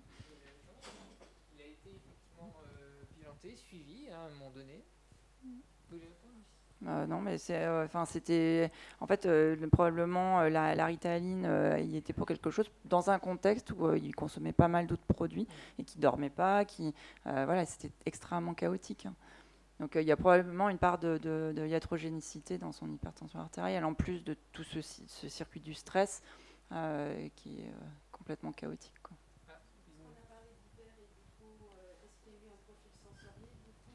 Moi, j'aurais peut-être proposé un profil sensoriel. Non, on l'a pas fait. Hein. Oui, il y a une IRM encéphalique qui a été faite, oui, qui ne montre rien. Attendez, parce que finalement, il n'y a pas de diagnostic, là. Il n'y a pas de diagnostic. Il reste un peu de flou. Voilà, c'est ça. Donc, finalement, comprendre ce qui se passe, parce que là, on comprend pas.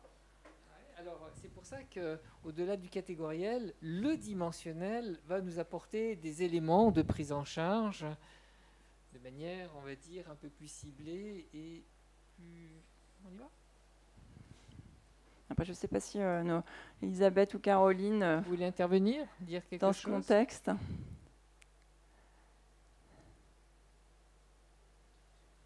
Bah, l'anxiété me paraît l'approche, ouais.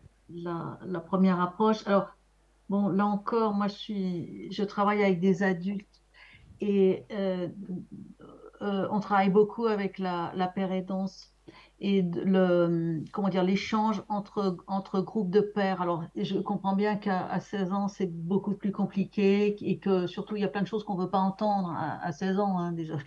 Les ados sans problème, c'est déjà compliqué, donc avec tous ces problèmes. Mais de discuter avec d'autres personnes sur leur stratégie par rapport à l'anxiété, nous, ça nous apporte beaucoup de choses, justement, parce qu'il y a des stratégies médicamenteuses, il y a des stratégies toxiques, mais il y a aussi d'autres stratégies pour se contrôler. Et là, à ce moment-là, on peut aller vers des groupes de gestion du stress, des groupes d'éducation thérapeutique et tout ça. Donc, je pense que la confrontation avec d'autres, c'est souvent, enfin, l'échange avec des pairs, c'est vraiment quelque chose qui fait bouger les lignes. Voilà. Et puis d'aller vers peut-être aussi des ouvertures vers du changement. Hein. Mais je reconnais qu'avec des ados, c'est très difficile. Hein. Et puis que dans un service, dans un XAPA, où on n'a pas beaucoup, enfin, on a de plus en plus de jeunes, mais où il y a peu d'aussi jeunes, c'est compliqué. Mais bon, il a un bon niveau intellectuel, enfin, il avait un bon niveau, là, on voit que ça s'émousse un peu quand même. Ouais. Il avait un bon niveau intellectuel, donc sûrement une appétence aussi pour aller vers les adultes. Donc, avec d'autres qui ont vécu le même parcours, pour nous, c'est vraiment un levier, voilà. Mais pas que, hein. Mais c'est une question intéressante parce qu'en entretien, il demandait s'il y avait des personnes comme lui qui s'en étaient sorties. Et du coup, le fait de pouvoir s'accrocher à des images d'adultes qui ont eu possiblement le même parcours que lui, disant mais est-ce que ça existe des gens comme moi? En fait, il était assez en demande de références. C'est toutes nos stratégies de rétablissement hein, qui sont fondées sur tout le monde peut se rétablir et à partir de témoignages. Hein. Donc, et c'est vraiment un très bon levier. Bah, bonne question. Hein. Et moi aussi, je m'interroge quand même sur le fait que Petit il s'est posé la question de l'autisme. Donc, quelles sont ses représentations? Quelles sont justement du TDAH, de l'autisme, de tout ça? Je pense que ça peut être aussi un levier, mais Caroline me disait qu'elle avait travaillé là-dessus. En tout cas, moi, ce que je peux te dire, c'est que sa meilleure amie a été, alors si je dis pas de bêtises, elle a été bilantée TDAH, TSA. Eh ouais. Eh ouais. Voilà. Et donc, lui, quand il est arrivé avec... se reconnaissent entre eux. Hein. Avec des diagnostics, bah, effectivement, voilà, il m'a dit, bah, tiens, ma meilleure amie, elle a ces diagnostics-là. Donc, du coup, ça a permis de travailler aussi la représentation, c'est quoi un diagnostic Et juste au niveau des parents et des frères et sœurs, est-ce qu'il y a des notions de... Ça a été dit ? Non. Plus haut dans la famille. Mais... Il y avait trop bipolaire et décès par tentative de suicide, c'est ça, un Lucie, dans la famille, mais plutôt du côté des... La cousine paternelle. Bah, moi, je trouve que c'est une bonne question de s'intéresser aux parents, parce que moi, j'avais cette question aussi de quel est le rapport aux médicaments de la maman qui a été dite Infirmière. dépressive. Oui, Et oui, le oui. père Et ben, qui naît. ouais, on sait quand même que les milieux médicaux, c'est très pourvoyeur On parle et de les conditions médicaments. d'éducation, moi, je me serais bien penchée là-dessus quand même. Et puis, je ne pense pas que la psychanalyse qu'ils ont eue, j'ai rien contre la psychanalyse, mais les entretiens, la psychanalytique, c'est pas très bon comme des profils comme ça. Souvent, ça Ouais. culpabilise les parents. Donc, voilà, Et puis même les patients, ça les aide pas du tout, hein. On voit bien au contraire, ça oh, les... des fois, on a Maurice, des plusieurs fois. patients, ça les complexifie, ça les vraiment dans une En fait, confusion, la ça psychanalyse, clarifie pas. c'est une stratégie qui est très intéressante, mais souvent quand les patients ils sont stabilisés et Ouais. qu'ils ont un peu de recul. Mais c'est vrai qu'en première Au début, c'est une intention, sur des catastrophe. profils très impulsifs, où on essaye plutôt de commencer à stabiliser, c'est vrai que la psychanalyse, ça peut être compliqué pour des patients comme ça. Mais c'est pas à laisser de côté, on le sait très bien, pour certains patients qui commencent à être stabilisés, où il y a une prise de recul, où ils ont avancé sur certains concepts, ça peut être intéressant. Mais là, en l'occurrence, quand il est arrivé dans le service, il y avait tellement de choses, tellement de comportements que, effectivement, on peut se dire c'est pas le moment pour la psychanalyse. C'est ça. C'est vrai que Ça, c'est un point important, et on le reverra sur un schéma. L'important de hiérarchiser les stratégies de prise en charge. Quand on parle de traitement personnalisé, une médecine personnalisée, c'est les bons traitements à la bonne personne au bon moment. Et effectivement, proposer des stratégies qui nécessitent de l'introspection chez quelqu'un qui est émotionnellement extrêmement dérégulé, c'est pas très pertinent. Par contre, effectivement, comme ça a été dit, quand effectivement on retrouve une certaine stabilité dans le fonctionnement, notamment dans la régulation émotionnelle, et que le patient est capable effectivement de faire un travail, eh bien oui, on peut aller effectivement beaucoup plus loin sur certains aspects. Depuis tout à l'heure, on parle des médicaments, mais on n'a aucun moment mis à l'écart les produits que prend à côté. Évidemment, vous avez raison, parce que nous, si on ne lui donne rien, lui, il se sert. Lui, il continue à se servir, et ça, c'est important. Et donc, oui, il va falloir apporter une solution par rapport à ça. Mais il a déjà été très hospitalisé. Il sortait d'hospitalisation. Et oui. Qu'est-ce qui induit l'anxiété? C'est le produit ou c'est l'anxiété? Il consommait même en intra. On est dans des cercles vicieux, de toute façon. Il y a bien une problématique sous-jacente qui génère de l'anxiété, qu'il l'entretient, voire même qu'il aggrave par ses consommations. Et sauf qu'à chaque moment, il éprouve un soulagement lorsqu'il consomme, et c'est ça qui retient. Les patients, quand ils consomment, c'est ça qu'ils vont retenir, même si potentiellement ça va aggraver. Sur le moment, ils retrouvent l'effet qu'ils anticipent, et donc là, il y a un conditionnement comportemental très fort, un effet d'attente. On est dans du renforcement extrêmement fort, puisqu'il obtient l'effet qu'il recherche. Mais c'est sans fin. Et, au niveau de la famille, la maman, en fait, quand on la reçoit, parce que moi, je l'ai reçue plusieurs reprises avec le papa, elle a beaucoup pleuré sur le fait qu'on l'ait responsabilisée. En fait, on l'a même culpabilisée en lui disant que, en gros, c'était elle qui, probablement, était à l'origine beaucoup de troubles du comportement de son fils. Et, avec des descriptions assez dramatiques en fait d'interaction entre un soignant, l'enfant et la mère. Donc après, je sais plus si c'est le suivi psychanalytique ou pas, mais en tout cas, oui, il y avait cette question tout à l'heure qui avait été évoquée. Mais oui, il y avait eu des entretiens très très difficiles pour la maman depuis toute petite, où soi-disant le lien à son enfant, comme c'était le premier et que, je sais plus, il y avait eu une anxiété, je me souviens plus exactement, mais elle avait vraiment, elle en avait pris pour son grade. Moi, je me disais, il y a peut-être une question sur laquelle tout le monde peut se mettre d'accord, enfin, lui, le patient et puis le soignant, c'est que finalement, il a des gestes, vous dites, il a c'est des équivalents suicidaires, il a des fenêtres, mais vous dites en même temps, il n'a pas l'idée de mourir, il n'y a pas de désir de mort, en fait. Donc je pense que c'est un truc sur lequel on peut peut-être travailler avec lui. Il ne veut pas mourir, on n'a pas tellement envie qu'il meure non plus, et c'est quand même à prioriser, quoi. Voilà. Et c'est sans doute un moment où, même s'il prend des médicaments, des machins, des trucs, ça ne fonctionne pas, il est débordé ces stratégies sont débordées. Alors, qu'est-ce qu'on a fait? On a fait des choses relativement simples en fait. On s'est déjà posé la question de l'objectif du patient. Et il avait 3 objectifs. Alors moi, je les avais notés à le premier entretien dans le dossier parce que je trouvais ça assez intéressant parce qu'on a l'impression que c'est complètement chaotique, il n'a pas conscience de grand-chose. En fait, il avait des idées très claires, il avait 3 objectifs. Il disait je veux arrêter l'automédication et je veux plus falsifier d'ordonnance. Je veux avoir un diagnostic parce que j'entends parler de plein de trucs et puis finalement, j'ai l'impression que... D'ailleurs, même les parents disaient mais on a eu tellement de diagnostics, on ne sait plus trop. Et puis il disait je veux apaiser mon anxiété. Et il disait j'en peux plus de cette anxiété.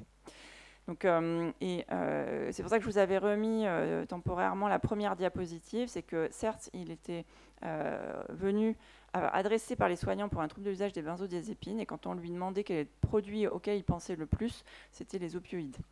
Donc c'est un patient qui a eu des surconsommations de tramadol et de codéine, qui périodiquement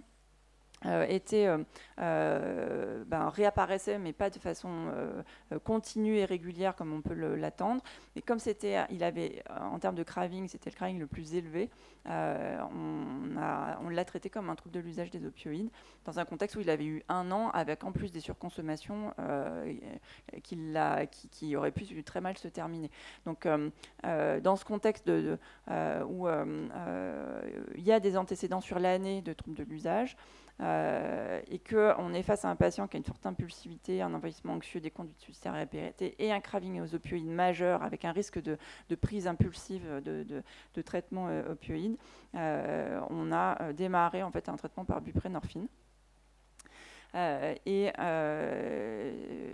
c'est le chronogramme inverse. Sous-traitement. Sous-traitement. Donc la première chose, c'est de travailler les rythmes de vie. Il avait un sommeil chaotique depuis le début il avait arrêté le sport. On a commencé la buprénorphine et on a vraiment cadré les rythmes de vie. Et puis l'alimentation pour que ça y reprenne des repères physiologiques. On a à 2 mg, il commençait, ça je l'ai retiré du dossier parce que finalement c'est en relisant, on se dit tiens il y a des éléments. Déjà à 2 mg, il disait j'ai plus d'intérêt dans les benzodiazépines. On l'a mis sous traitement de substitution nicotinique avec, il s'est acheté une cigarette électronique. Et assez rapidement, avec des faibles doses de buprénorphine, il n'avait plus d'idées suicidaires. Il disait je peux penser au bac sans que ça me crée des pensées suicidaires. Donc ça c'était assez intéressant. Malheureusement ou heureusement, on a en parallèle fait pas mal d'entretiens avec les parents, où on a travaillé sur les fausses croyances, la stigmatisation et puis surtout la pression scolaire de son père.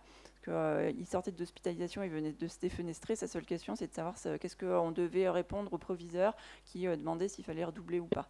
Donc la pression scolaire était assez omniprésente chez le papa. Assez rapidement, finalement, il s'est stabilisé au niveau des troubles des conduites alimentaires. Comme il mangeait moins de sucre, c'est redescendu assez physiologiquement, je dirais. Par contre, rapidement, il a surconsommé la buprénorphine. Quand on était à 2 mg, il consommait 8 mg et en plus, il sniffait sa Ritaline en libération immédiate. Il prenait des binges de joints, c'est-à-dire qu'il ne consommait pas de la semaine et puis tout d'un coup, il en prenait 15 un soir. Avec des comportements Alors, c'est là où il y a eu toute la question quand même sur le démarrage d'une schizophrénie, parce qu'il y a quand même des comportements au niveau du visage et de lésions au niveau... il était obsédé par ses amygdales, où il y avait des points blancs, etc. Et ça commençait par des lésions de grattage, et puis ça terminait par des lésions quasiment au couteau, avec un objet contondant.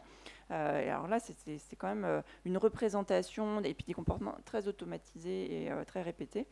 avec la persistance des TOC. Il avait des spasmes. Alors on se questionnait tout à l'heure, est-ce qu'on met ça, est-ce que c'est des tics, est-ce que c'était des conséquences des traitements, est-ce que finalement c'était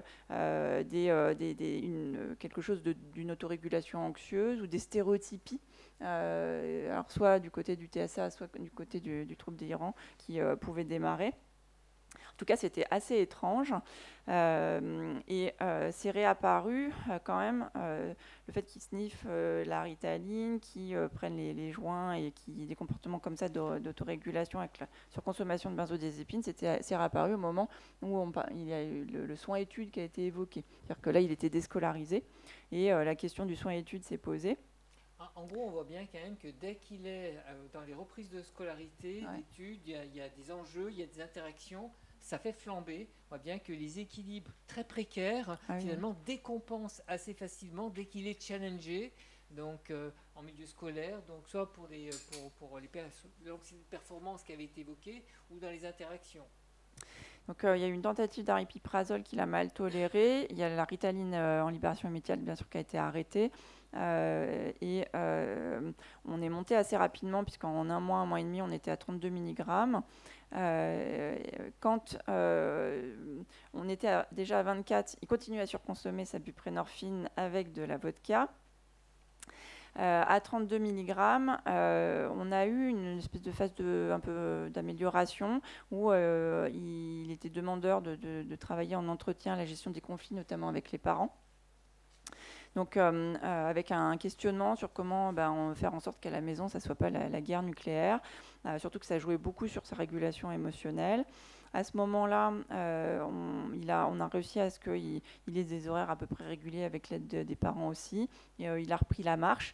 Et puis, je ne sais pas si vous vous souvenez, à un moment, il disait qu'il y avait une hypersensibilité au textile. Et là, à 32 mg, on a vu apparaître une hypersensibilité au bruit qu'il n'avait jamais évoquée.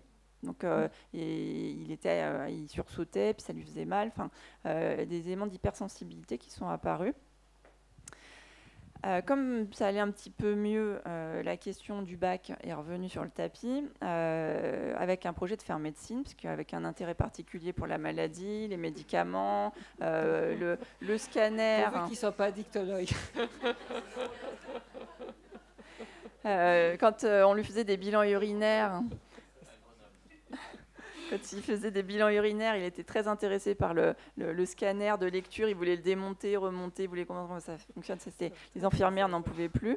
Quand même, au moment où la question de son avenir s'est reposée, reprise très massive de benzodiazépines, prise de champignons, cannabis, et puis à nouveau des lésions de grattage au niveau des amygdales. Là, on s'est dit, on va passer à la méthadone. Puisque au niveau de l'anxiété, là on n'avait plus on était limité. Et on a continué à titrer le traitement. La Ritaline, on a continué à la monter puisqu'il y avait une vraie plus-value au niveau de la mobilisation de ses capacités de concentration sur les tâches scolaires, sur les tâches en entretien, sur l'organisation surtout de sa semaine. Et puis, il a demandé lui-même à reprendre la paroxétine et vraisemblablement, ça avait vraiment une vertu anxiolytique intéressante pour lui. On a continué la titration et on a réintroduit un peu de diazépam, mais uniquement à la demande. Ça, c'était ils arrivaient à se tenir à 20 mg maximum de diazépam, juste dans les moments où il y avait une anxiété recrudescente. Il a quand même fait des binges avec la méthadone. Ce qui quand même a entraîné quelques complications, quelques fluctuations cardiaques. Donc là, on s'est dit, on va mettre une infirmière à domicile, délivrance supervisée quotidienne. Et là, on a eu quand même une amélioration au niveau de la régularité. Donc, il a repris une appétence au sucre dans un contexte où le reste est quand même atténué. Tout était à peu près contrôlé en même temps avec les infirmières. Donc, il s'est reporté un peu sur le sucre quand ça allait pas bien. Et puis, des bizarreries de plus en plus importantes quand même en entretien qui questionnaient vraiment.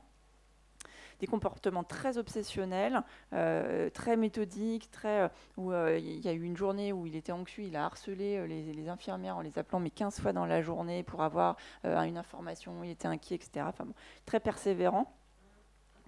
Donc on l'a remis un peu à la natation, au sport, et on a continué les stratégies de relation avec la famille, où la séparation avec la famille nous paraissait de plus en plus importante parce que ça réactivait beaucoup d'angoisse. C'était très conflictuel. Extrêmement conflictuel, et malgré les stratégies de communication, c'était quand même compliqué. On a mis en place des stratégies au lycée aussi quand ils ne se sentaient pas bien, le fait de pouvoir sortir en fait, de classe, de faire une pause et de re-rentrer, de fractionner comme ça les expositions. Et progressivement, on a vu avec la titration de la méthadone quand même un apaisement. Il a réussi à mettre de côté un peu de l'argent en commençant à pouvoir se projeter dans l'avenir, en même temps de monter la Ritaline à 160 mg. On a vu quand même des cauchemars apparaître. Et parallèlement quand même une atténuation de tous ces comportements très répétitifs.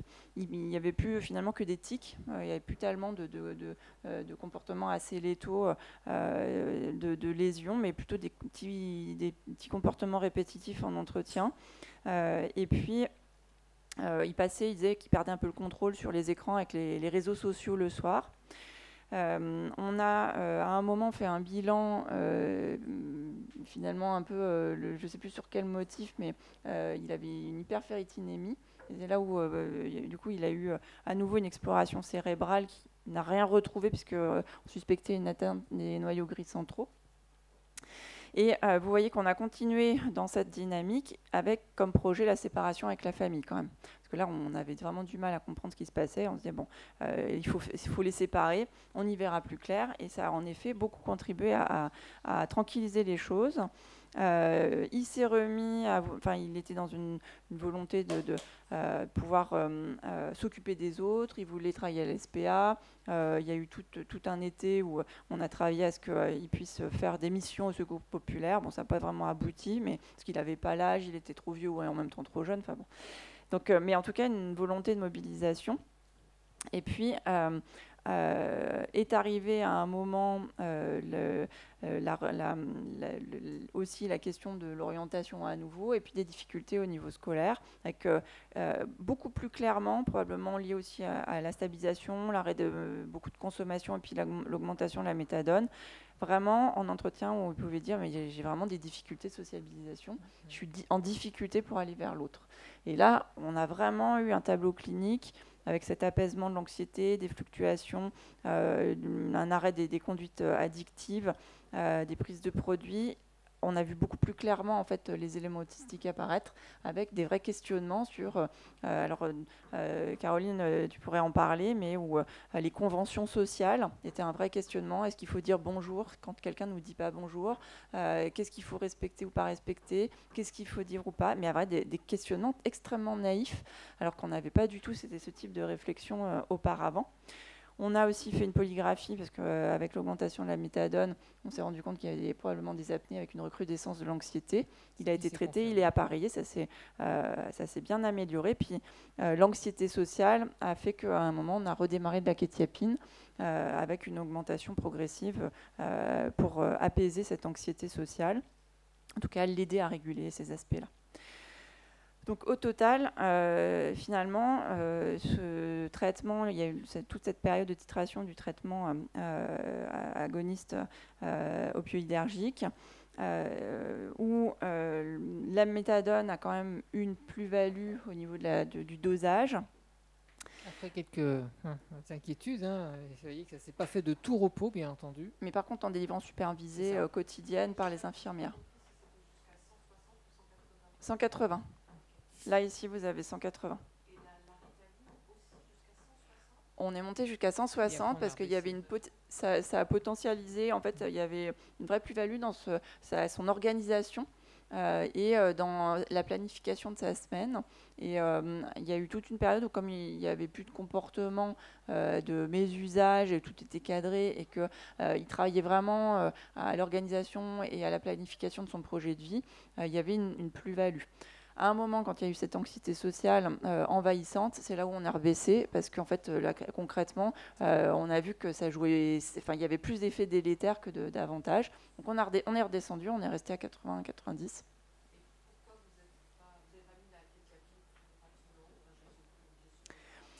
Comment plus rapidement? Avant? Oui, mais parce qu'en fait, il n'en voulait pas. Il n'en voulait pas. Mais parce qu'en fait, en général, quand on essaye l'Abilify et que c'est pas bien toléré, on propose la kétiapine derrière. Et lui, il le refusait parce qu'il l'avait mésusé pendant toute son année d'Australie. Et donc, ouais, la kétiapine, il a été monté à des quantités. Il avait très peur de reprendre ce médicament. Et d'autre part, ce qui est très important, à un moment donné, il le disait, en fait, il a été conscient, c'était l'anxiété qui était extrêmement pénalisante. Et là-dessus, c'est pas la Ritaline qui est la plus efficace, hein, très clairement.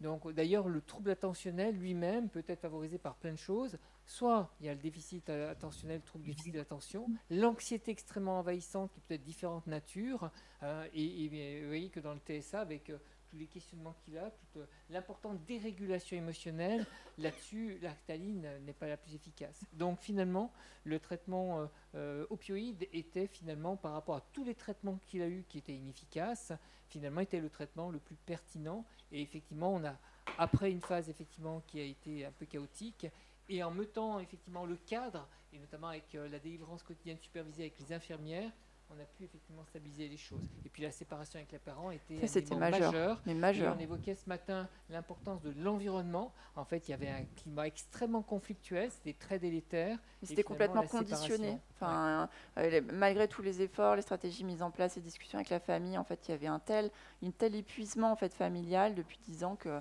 en fait, il valait mieux les séparer. Moi, j'arrivais pas à savoir si c'était des comportements inadaptés, d'incompréhension ou de réaction, ou possiblement de démarrage d'une schizophrénie. Enfin, c'était vraiment extrêmement compliqué. Je sais. Comment? Vous n'avez pas réussi à avoir ça sans son étude, parce que je vois que tu parles en Il voulait pas. Il voulait pas parce qu'en fait, il disait qu'il connaissait des personnes qui étaient, que ça allait le tirer vers le bas parce qu'il consommait dans le soin études. Et il avait une certaine maturité hein, sur certains aspects, parce qu'on en a quand même plusieurs qui ont eu comme ça des consommations un peu problématiques. Et il disait, mais j'ai pas envie d'être au contact de gens malades parce que je veux aller dans le milieu normal. Voilà, ça a été son choix. Alors, on y vient. Mais comme Elisabeth, tu vas devoir nous quitter, il me semble, précocement. Est-ce que à ce stade-là, est-ce qu'il y a des choses qui te semblent importantes de nous transmettre? Je dirais que votre fonctionnement là avec les objectifs par objectif, ça me semble vraiment une bonne stratégie. Je dirais que maintenant, puisque Caroline me disait qu'il a quand même arrêté toute consommation, donc bon bah c'est quand même un beau succès, hein. Faut dire les choses comme elles sont. Et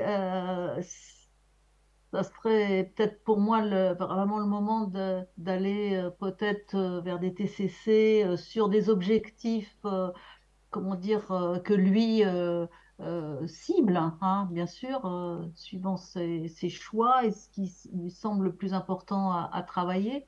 Donc moi, je pense que le temps de la psychothérapie est peut-être revenu, hein. Mais bon, il y a le fait quand même qu'il a des études complexes. Est-ce qu'il n'y a pas un risque aussi qu'il soit confronté à l'échec? Voilà, donc à mon avis, il faut aussi anticiper peut-être avec lui des scénarios, mais vraiment un travail, je dirais, bah oui, cognitif et comportemental, hein. Pour moi, c'est vraiment une bonne stratégie, quoi. Bah, du coup, ça nous amène à cette dernière partie, puisque après cette adaptation des traitements et l'arrêt des consommations, en fait, là pour le coup, il a pu démarrer un suivi avec Caroline sur des stratégies comportementales, de TCC, d'organisation, de planification, de gestion aussi de l'anxiété de performance. Et ça, c'est la deuxième partie qu'on va présenter, en sachant que là, il est rentré en médecine. Il a validé son bac, il est rentré en médecine. Donc voilà, on en est là. À Grenoble, oui. Non, mais on va lui dire d'aller voir un peu à Lyon. Là. La grande ville, c'est bien. On n'entend pas, professeur, on parle. Mais voilà, donc on va terminer avec les diapositives qui suivent sur les objectifs du patient, parce que ça a orienté beaucoup le travail de Caroline. Concrètement, par rapport à ce que lui il demandait, c'est sûr qu'au niveau des falsifications d'ordonnances et de médication, progressivement, on a cadré les choses jusqu'à même solliciter le médecin conseil qui l'a convoqué il y a une semaine, parce qu'il a, dans un moment d'angoisse, quand il est rentré en médecine, il a fait des photoshopés encore des hypnotiques de son médecin. Donc là, on l'a fait convoquer par la sécurité sociale. Et quand il est comme ça avec un cadre, en fait, il est tout à fait... ça lui fait beaucoup de bien. Ça, vraiment, ça le remet vraiment dans les rails. Il se comporte de façon tout à fait cohérente. Il n'est pas du tout, pour le coup, au niveau de... C'est là où on se dit, il y a quand même des éléments de TSA assez étonnants, parce qu'on s'attendrait à ce qu'il ait des éléments psychopathiques, de revendication. Non, il est tout à fait observant. Il dit, mais non, mais je comprends tout à fait. Alors qu'il a eu des gros comportements de délinquance dans un moment d'anxiété. Et là, alors ça le stresse beaucoup d'aller voir le médecin, d'être convoqué, médecin conseil, etc. Mais ça lui fait beaucoup de bien. Et du coup, il est très, très, très recentré, en fait.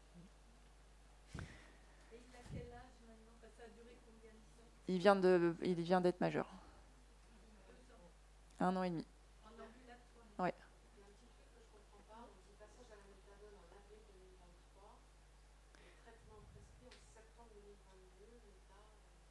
Pardon.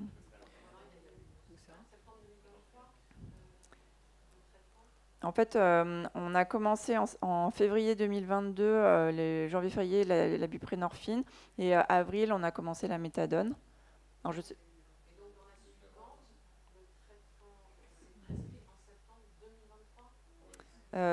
méthadone en avril, et en fait c'est la méthadone en avril, mais le traitement...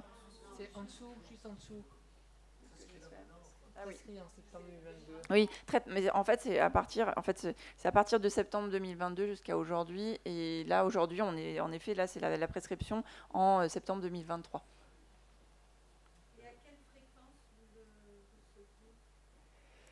Au début, c'était quasiment tous les jours, en répartissant entre les infirmiers, les rendez-vous. Moi, je le voyais une fois et les internes 2 fois.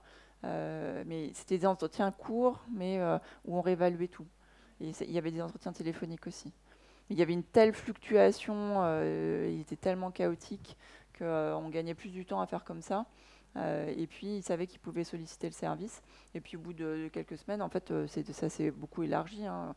C'était 1 fois par semaine, avec un rendez-vous 1 fois par semaine médical. Et puis après, un rendez-vous avec la psychologue. C'était plutôt les infirmières. Merci, Elisabeth. Merci beaucoup. Merci. Eh ben, merci. Désolée de vous abandonner. Merci. À bientôt, Elisabeth. À bientôt.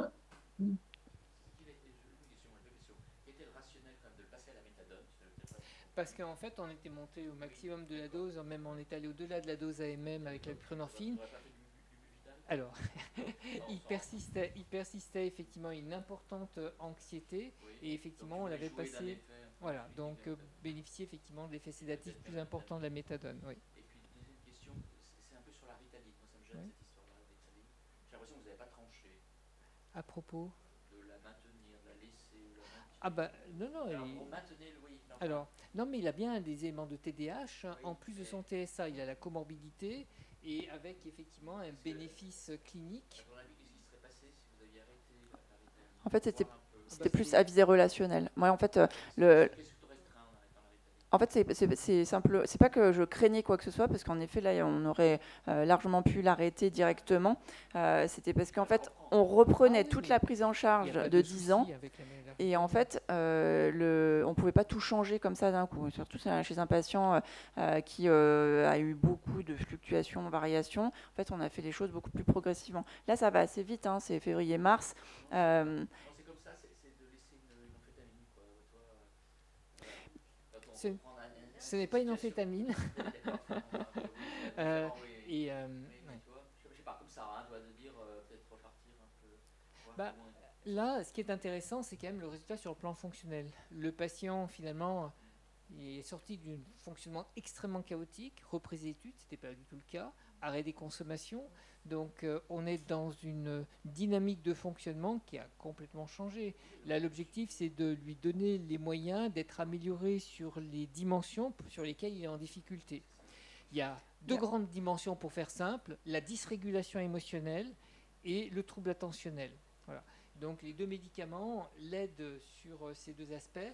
Après, vous voyez bien qu'au-delà de la pharmacologie, il a tout un mode de fonctionnement de type TSA, où là, il y a un vrai travail d'accompagnement psychothérapie pour l'aider effectivement à fonctionner de manière appropriée finalement, dans les interactions avec les autres, parce qu'il est vraiment, entre guillemets, handicapé dans l'interaction sociale, dans la compréhension des codes sociaux et dans la façon, effectivement, de se comporter dans un monde normotypique. Voilà, c'est ça, donc, la difficulté. C'est juste la kétiapine aussi qui arrive à un moment donné. Ouais. Alors, est-ce que c'est comme ça? Est-ce que vous avez dit, on va rajouter encore un neuroleptique? Non, pas du tout. Non, là aussi... Je peux répondre quand même à la première question. Ouais, allez-y. En fait, je pense que, par rapport à la première question, je pense que c'est important de... Là, en fait, on vous fait une espèce de synthèse en 2 heures. Quand on voit le patient et qu'il débarque, on ne change pas tout comme ça. En fait, c'est pas possible, surtout avec un patient avec une intolérance au changement pareil. Donc, en fait, il y a une phase d'observation. Donc, c'est moi qui l'ai pris en charge au démarrage. Je ne peux pas recevoir un patient et dire « Attendez, on va tout arrêter, on reprend comme nous on veut ». Donc, en fait, il y a une période d'observation. OK, vous avez tel traitement. Moi, je regarde comment il réagit au traitement, comment il l'utilise, qu'est-ce qui se passe, comment il dort. Il y a toute une période d'évaluation où j'essaye de voir s'il y a une vraie plus-value, pourquoi il l'a, comment il l'utilise. Et après, en fait, on peut agir. Là où on n'avait pas trop de doutes, c'était le traitement par buprenorphine. Ça, c'est clair que c'était l'autoroute. Le reste, c'est pour ça aussi qu'à un moment, il a demandé la paroxétine. Moi, j'étais contre. Je lui ai quand même prescrit parce qu'il disait, mais ça, moi, ça, il avait des arguments, de dire, mais voilà, moi, ça me calme, ça, j'arrive mieux à le faire. Je lui ai mis. Et c'est vrai que ça a été intéressant. Après, depuis le début, encore une fois, c'est ce que j'ai évoqué tout à l'heure, l'Abilify, là, typiquement, ça aurait été une situation idéale. Sauf qu'il ne le tolérait pas. Tout de suite, on lui a dit, là, ça serait bien qu'il y ait de la kétiapine. Il a refusé, mais refusé. Donc, là, le problème de la kétiapine, il est dans le contrat thérapeutique. Il est dans l'accompagnement du patient. Je ne pouvais pas lui imposer, il n'en voulait pas. Et d'ailleurs, parce que... Vous avez une idée anxiolytique de la kétiapine? Oui, en fait... Et anti-impulsive. Il est monté, il est plus à 50. Oui, bien sûr, mais parce que là, c'est... Voilà. Ce qui est important, vous l'avez compris, il y avait une dysrégulation émotionnelle. Forte anxiété, dysrégulation émotionnelle avec de grandes fluctuations. Impulsivité, grandes fluctuations qui sous-tendaient ses consommations sur un mode binge. En général, sur ce type de situation, les médicaments qui marchent bien, ce sont les antipsychotiques atypiques. Là, on aime bien l'Abilify, donc l'aripiprazole, et quand on ne sait pas celui-ci, la kétiapine. La kétiapine qui a l'avantage d'avoir en plus un effet antihistaminique et donc un effet du sommeil, c'est aidant aussi. Il y avait quand même un troisième aspect, c'est que moi je craignais quand même un démarrage d'une schizophrénie et que je voulais voir sans traitement antipsychotique. Donc, en fait, moi mais depuis le début, d'ailleurs, j'ai reçu les parents. Je leur ai dit, écoutez, je ne sais pas si on va être cash. Là, ça fait. Moi, je leur avais dit, j'ai besoin d'une période d'évaluation de quelques mois. Au bout de 4 mois, je crois que je les avais vus. Je leur ai dit, je ne sais pas si on ne va pas évoluer vers une schizophrénie. Il avait tellement de bizarreries, de comportements stéréotypés. Ah, mais c'était...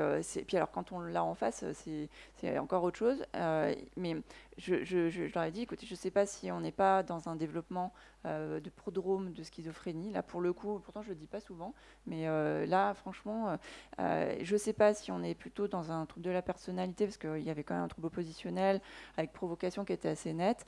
Et je ne sais pas si on n'est pas uniquement du côté du trouble neurodéveloppemental, mais là c'est trop précoce pour le dire. Et du coup, j'avais besoin de cette période pour voir s'il allait avoir des processus délirants productifs, parce qu'on avait essentiellement des éléments qu'on pouvait mettre sur le mode dissociation, voire quand même des éléments négatifs, parce qu'il y a quand même des grandes périodes où il restait cloîtré chez lui à rien faire complètement. Donc, il y avait quand même une évaluation psychiatrique en dehors d'un traitement antipsychotique qui me semblait être nécessaire pour savoir où on va. Mais là, au démarrage, elle ne les a pas. Hein. Bien sûr.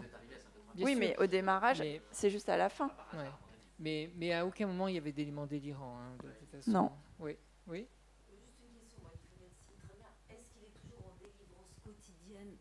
En délivrance quotidienne pour la méthadone, supervisée par l'infirmière, ou maintenant il peut...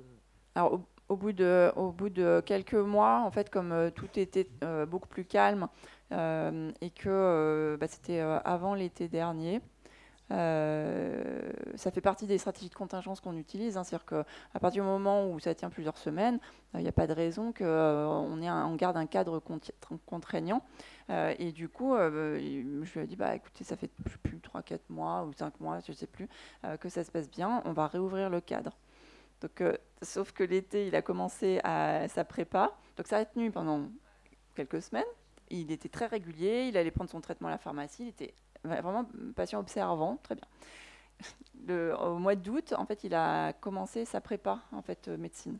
Donc, à 2 semaines du début de la prépa médecine, l'anxiété de performance a tout déstabilisé et on est reparti sur une modalité un peu comme il y a eu quelques mois avant, peut-être on aura le temps d'en parler, où c'est pareil, anxiété de performance à un moment, ça a été le festival avec des comportements à risque. En fait, ça le fait complètement décartonner, mais sur une modalité très de comportement impulsif, étrange, inadapté. Il va voir des gens qu'il ne connaît pas, il amène des gens chez lui qui lui volent tout, une naïveté sociale. Donc en fait, cette observation dans la vraie vie fait que j'avais pas d'éléments délirants, j'avais des bizarreries, mais plutôt dans le sens il comprend pas ce qui se passe sur le plan relationnel, et on passait beaucoup de temps à lui expliquer, et c'est là où on voyait que quand on lui explique les choses, qu'est-ce qui se passe dans la relation, qu'est-ce qu'il en attend, qu'est-ce qu'il en comprend, comment il doit avoir à s'adapter finalement à la relation, là il montait en compétence et on passait le cap. Donc en fait, progressivement, on avait de plus en plus d'arguments pour un trouble du spectre autistique avec des éléments de TDAH. C'est pour ça que la Ritaline, on l'a quand même gardée, même si on l'a baissée, parce qu'on voit bien que sur le plan d'anxiété, ça peut générer quand même certaines choses. Mais voilà, c'était toute cette période d'observation. J'avais une question sur le risque cardiaque. Comment vous avez fait pour le gérer quand il a fait sa bradycardie?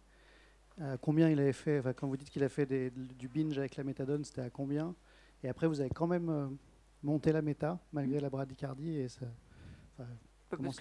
parce qu'en fait il y a eu un moment ponctuel, c'est comme l'hypertension, à un moment il avait l'hypertension puis ça s'est régulé progressivement, là il a eu un moment probablement, alors est-ce que c'est la dysrégulation émotionnelle, est-ce qu'il y a probablement une partie de iatrogénicité avec la prise de méthadone où il est monté quand même je crois à 200 mg et c'est sûr que là on a vu des choses, des l'ECG qui s'est modifié.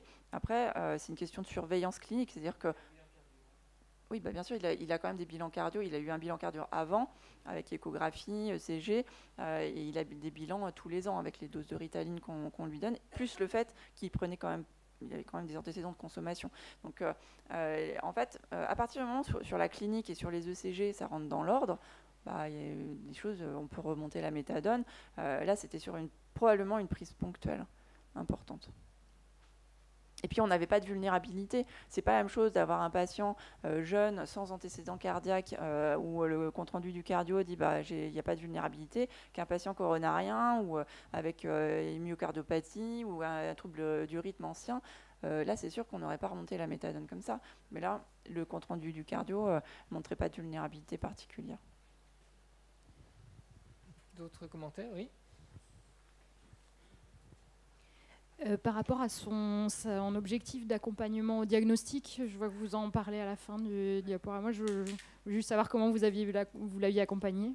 Du coup, on va peut-être continuer, parce que si on a 20 minutes encore, on peut peut-être avancer sur ce qui a été fait, notamment avec la psychologue. Donc, à ce niveau-là, moi, j'ai transmis que le TDAH et que les troubles anxieux, l'anxiété de performance. De toute façon, c'était visible pour tout le monde. Il n'y a pas tellement de diagnostic, d'ambiguïté. Et le reste, je dis on verra après. C'est comme ce que j'ai dit aux parents, on verra en fonction de l'évolution. Parce que là, il y a tellement eu de diagnostics de faire, on ne va pas s'avancer. Donc, on va observer. Donc à ce moment où les choses sont un peu plus calmes, il y a un début du suivi donc avec Caroline.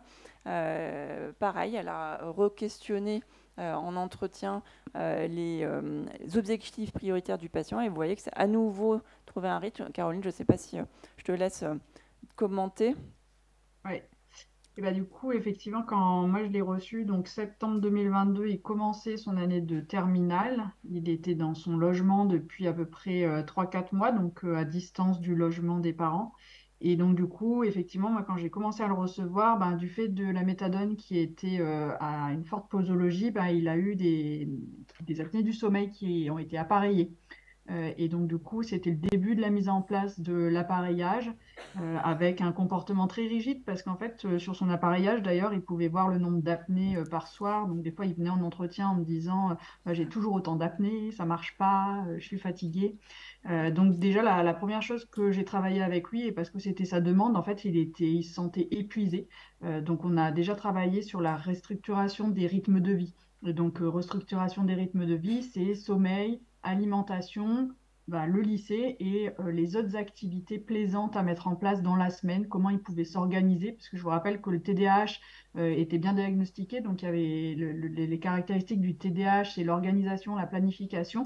Donc il a fallu travailler sur ces éléments de rythme de vie pour qu'il puisse justement mettre en place son projet, réussir à aller en cours, à pouvoir dormir avec sa machine, à manger de façon régulière et à pouvoir avoir quelques activités pour le plaisir. En sachant que quand moi je l'avais travaillé, c'était plutôt en recadrant avec l'entourage, c'est-à-dire que c'était pas lui qui sollicitait beaucoup moins ses propres ressources, alors que là, le travail en psychothérapie, c'est vraiment à partir de ses propres ressources, avec des agendas de restructuration, donc vraiment solliciter sa propre organisation.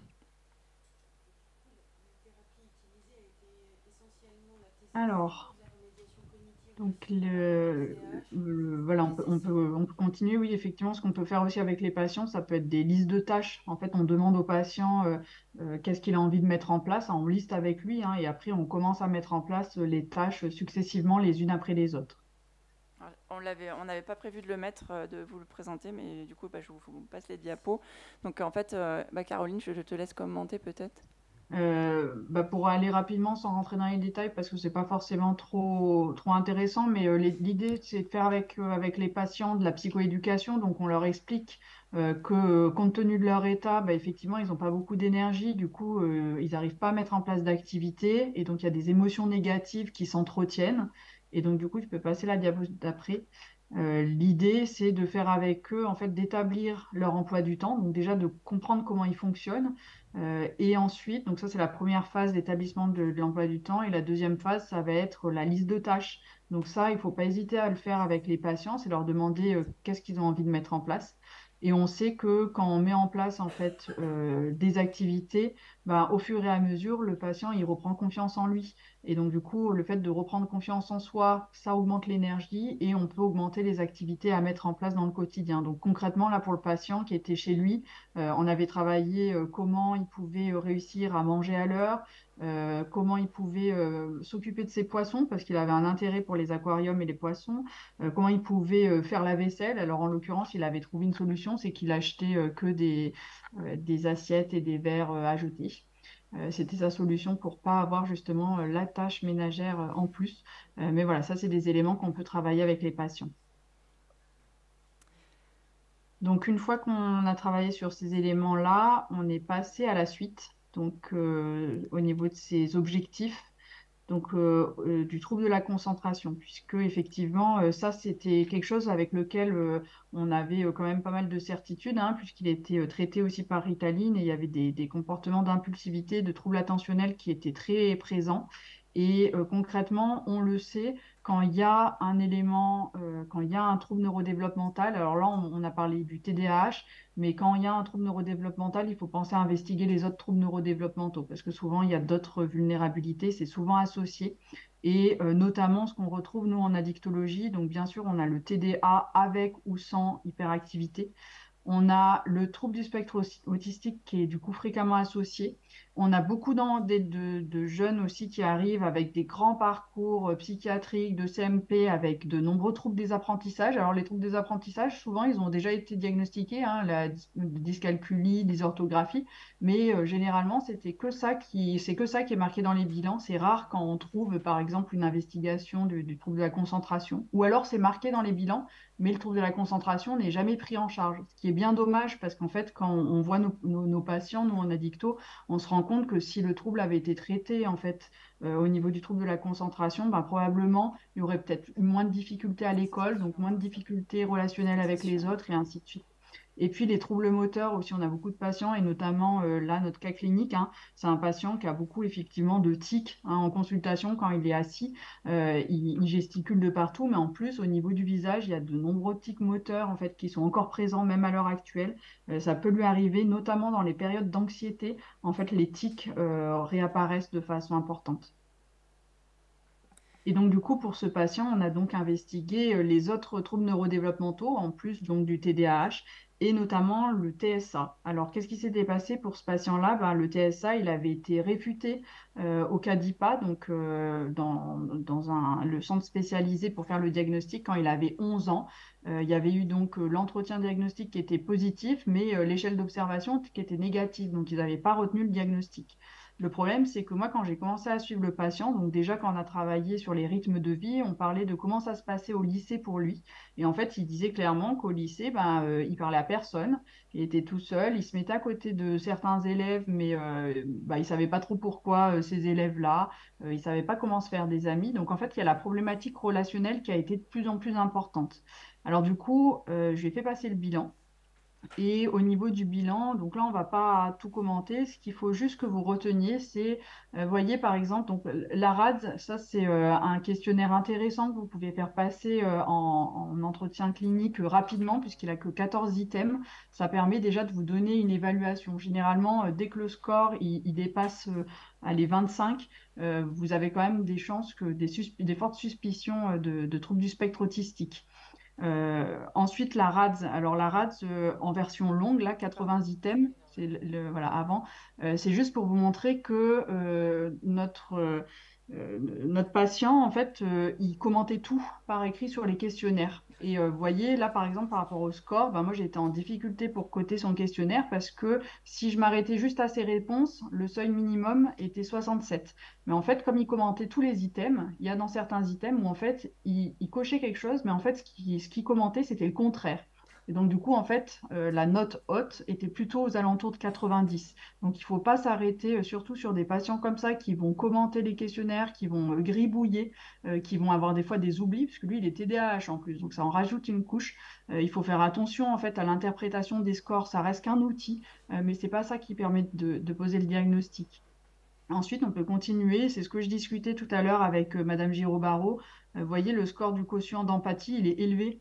Mais concrètement, ce patient, il y a une sorte de normalisation qui se met en place. Il est très adapté au niveau social. Je pense que ce score, dans la réalité, quand on voit son comportement, il est vraiment en décalage. Il ne perçoit pas les difficultés qu'il peut avoir avec les autres, et notamment au niveau des émotions. En fait, les parents, ils identifient ces difficultés-là, mais le patient, il est en incapacité de percevoir qu'il y a ces difficultés-là. Pareil, donc le quotient TSA, vous voyez, les seuils, ils sont très inférieurs en fait pour pouvoir normalement établir un diagnostic, mais en même temps, le patient, il oublie des items. En plus, moi, j'ai pas eu la possibilité de lui faire répondre à tous les questionnaires en face à face, donc il y en a certains qu'il a répondu à domicile, parce que c'était une période justement où il y avait eu une hospitalisation. Ensuite, donc un questionnaire par contre qui est vraiment intéressant, c'est l'échelle de réciprocité sociale. Ça, elle est en autopassation et c'est surtout l'hétéroévaluation qui est intéressante. Donc, vous voyez, le patient, il a un score de 96 et les parents un score de 115. On considère en général que quand le score il est supérieur à 76, c'est qu'il y a des symptômes autistiques qui sont marqués. Donc là, vous voyez, il y a beaucoup d'éléments. Et en fait, quand on regarde un petit peu en détail sur les dimensions, ce qui est très intéressant, c'est que dans la dimension de cognition sociale et de communication sociale, le score des parents est beaucoup plus élevé que celui du patient. Et notamment, là où vous voyez les petits astérix, c'est ce que les parents ils ont rajouté, eux, dans le questionnaire par rapport à ce que le patient a identifié par rapport à lui-même. Et ce qui est surtout intéressant, c'est que moi, quand j'ai fait la restitution du bilan avec le patient, eh ben, il voulait que j'enlève tous les éléments qu'avaient marqués les parents, parce qu'ils ne se reconnaissaient pas du tout dedans. Ils disaient, mais non, c'est n'importe quoi, mes parents, ils mentent. Donc, il y a aucune reconnaissance, en fait, de ces éléments de bizarrerie, par exemple, que mettaient en évidence les parents, de difficultés à entrer en relation, des réponses inappropriées au changement d'humeur, par exemple, des expressions faciales trop sérieuses. Ça, le patient, il n'en a pas du tout conscience. Même encore à l'heure actuelle, on voit que c'est difficile en fait de savoir comment ce qu'il peut renvoyer aux autres. Donc ça, c'était intéressant d'avoir le retour des parents qui mettent vraiment en évidence en fait des difficultés au niveau des éléments qu'on retrouve dans le trouble du spectre autistique. Quelque chose moi que j'aime bien faire passer, c'est les éléments au niveau des habilités conversationnelles, parce que ça permet justement ensuite en psychothérapie de travailler vraiment sur les difficultés qu'ont perçu les patients. Et puis, on confirme le diagnostic à l'aide de l'ASDI, mais en fait, à partir de tous les éléments d'entretien clinique qu'on avait, l'ASDI, il n'y avait aucun doute sur le fait que le patient il présentait l'ensemble des éléments qui appartenaient à la sphère du trouble du spectre autistique.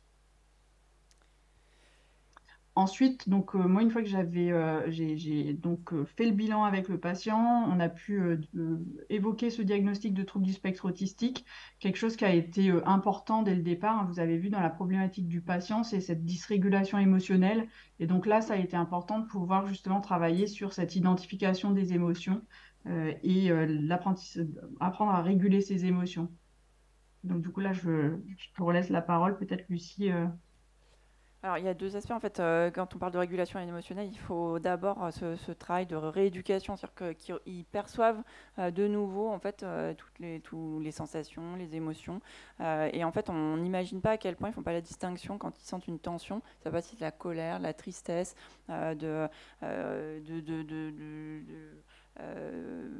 du désespoir, et c'est assez curieux finalement on a tendance à projeter sur le patient beaucoup de nos représentations et finalement de les faire travailler sur qu'est-ce qu'ils identifient, qu'est-ce qu'ils sentent au niveau émotionnel et au niveau des sensations. En fait, il y a tout à la fois sur des stratégies qu'on fait en entretien et aussi à domicile, c'est-à-dire qu'ils partent avec des exercices pour se questionner régulièrement. Alors, il ne faut pas que ça soit envahissant, mais on leur demande d'avoir cette attention particulière et de revenir avec des exemples où ça les questionne. Donc, il y a toute une psychoéducation sur qu'est-ce que je ressens sur le plan émotionnel et au niveau des sensations.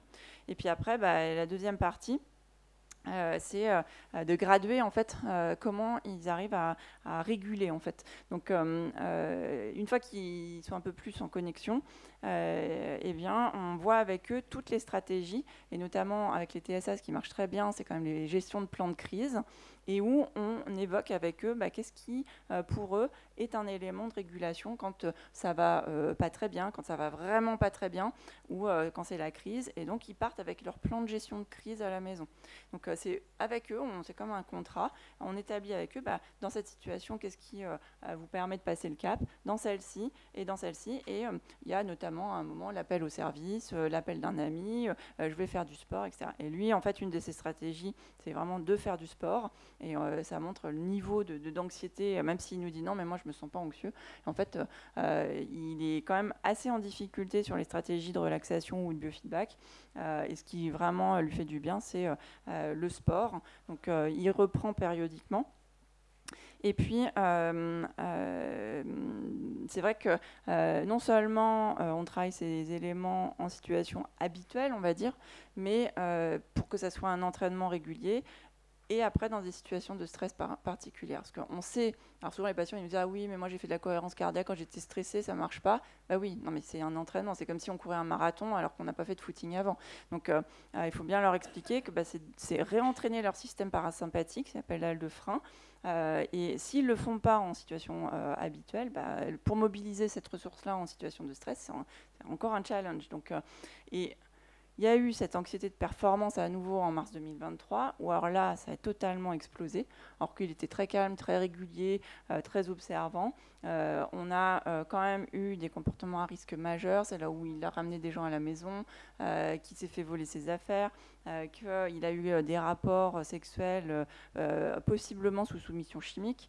Donc, il y a eu tout un contact, il y a eu tout un débriefing après en psychocriminaux pour voir s'il fallait amener vers un dépôt de plainte. Mais à un moment où ça a explosé en vol, et là, ça ressemblait beaucoup à des espèces de voyages pathologiques où il sortait et il allait déambuler. Et c'est vrai que ça a posé question, mais par contre, il avait toujours un raisonnement dans ces voyages-là ou ces sorties-là, qui faisait vraiment pas délirant. Donc il avait des comportements de bizarrerie, mais qu'il arrivait à justifier, expliquer avec des maladresses ou des fausses interprétations des signaux de dangerosité quand même des personnes qu'il ne connaît pas. Et donc on a travaillé ces aspects-là pour que progressivement il puisse se protéger. Ça a quand même été à l'origine, et c'est là où on se dit que c'est un patient quand même ultra compliqué, parce que ça a été quand même à l'origine d'une demande d'hospitalisation pour nous, parce qu'en fait, il prenait tellement de risques qu'on se dit qu'on allait le retrouver avec un accident. Et donc, moi, j'ai demandé à le faire hospitaliser dans une unité fermée pour adolescents. Il a fait même pas 36 heures, parce qu'arrivé dans cette unité, il est allé voir la petite voisine qui était là pour des psychotraumatismes sexuels notamment, et qu'il allait le soir essayer de lui faire un câlin pour la rassurer. Ça a été très mal interprété par les soignants. Quand on lui demande ce qu'il en pense, il dit « mais moi je voulais pas lui faire de mal, je la voyais triste, je voulais juste la rassurer ». Et en fait ça a été interprété comme de la délinquance sexuelle. Du coup il est parti en hospitalisation dans une unité fermée pour adultes à Lyon.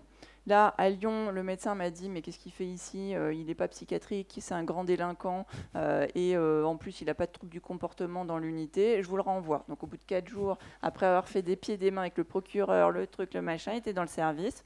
On a fait en ambulatoire. Donc, voilà. Mais, vraiment, ça a quand même arrêté quelque chose parce que en fait, le fait de se rendre compte que son comportement ne pouvait pas être acceptable et qu'à un moment, il y avait une limite à poser et que nous, c'est vrai que moi je vais jusqu'au bout, dans le service, après, il a eu la capacité de rediscuter de ces éléments-là et de se questionner sur qu'est-ce qu'il avait compris de cette situation avec cette jeune, qu'est-ce qu'il pouvait faire et pas faire, comprendre que le point de départ, c'était l'anxiété de performance. Et donc, on a pu travailler sur ces éléments-là. Mais c'est à ce moment-là où quand même Maurice de Matisse a monté la kétiapine à 800 mg. Ça lui a fait beaucoup de bien. Progressivement, hein, bien entendu. Mais c'est vrai qu'il n'y avait pas d'éléments délirants. C'était des troubles du comportement avec une dysrégulation émotionnelle sur une anxiété totalement envahissante. Et c'est vrai que depuis, avec la méthadone, parce qu'en plus, à ce moment-là, il avait baissé beaucoup la méthadone de façon assez rapide. Et en fait, là, depuis, il a la méthadone.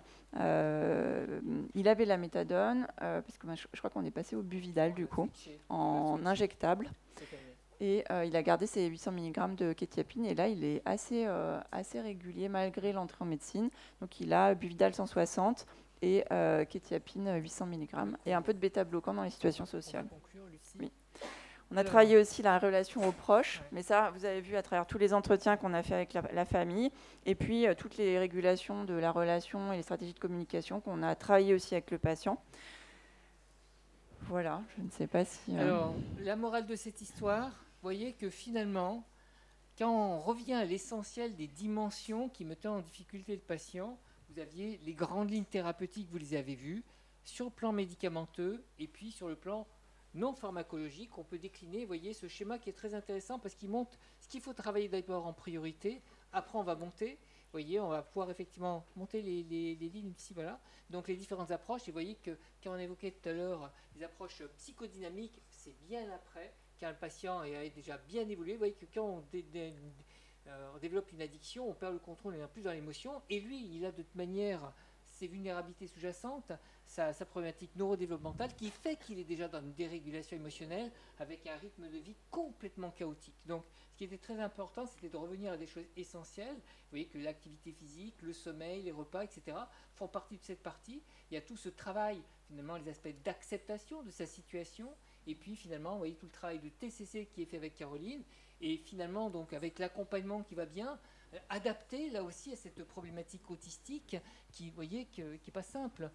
N'oubliez pas que ce patient, on le prend en charge après des années et des années d'évolution. Hein. Vous voyez, donc ça veut dire que, et c'est ce que disait ce matin Miguel Casas, c'est important effectivement donc de repérer le plus tôt possible pour pouvoir accompagner ces patients et leur permettre de développer des stratégies autres. Là, on arrive malheureusement après la bataille, mais malgré tout, vous voyez qu'on est quand même capable finalement donc de stabiliser ces patients. Il reste vulnérable, hein, vous voyez, extrêmement fragile, hein, parce qu'il a des modalités de fonctionnement, vous voyez, qui à un moment donné lui échappent complètement. Donc d'où l'importance, encore une fois, de faire du repérage, du diagnostic, de les accompagner. Mais vous voyez que même une situation chaotique comme celle-là, avec encore une fois une approche très dimensionnelle, eh bien c'est extrêmement utile. Et j'espère que cette session, eh bien, vous servira dans votre pratique future. Voilà. Merci de votre attention.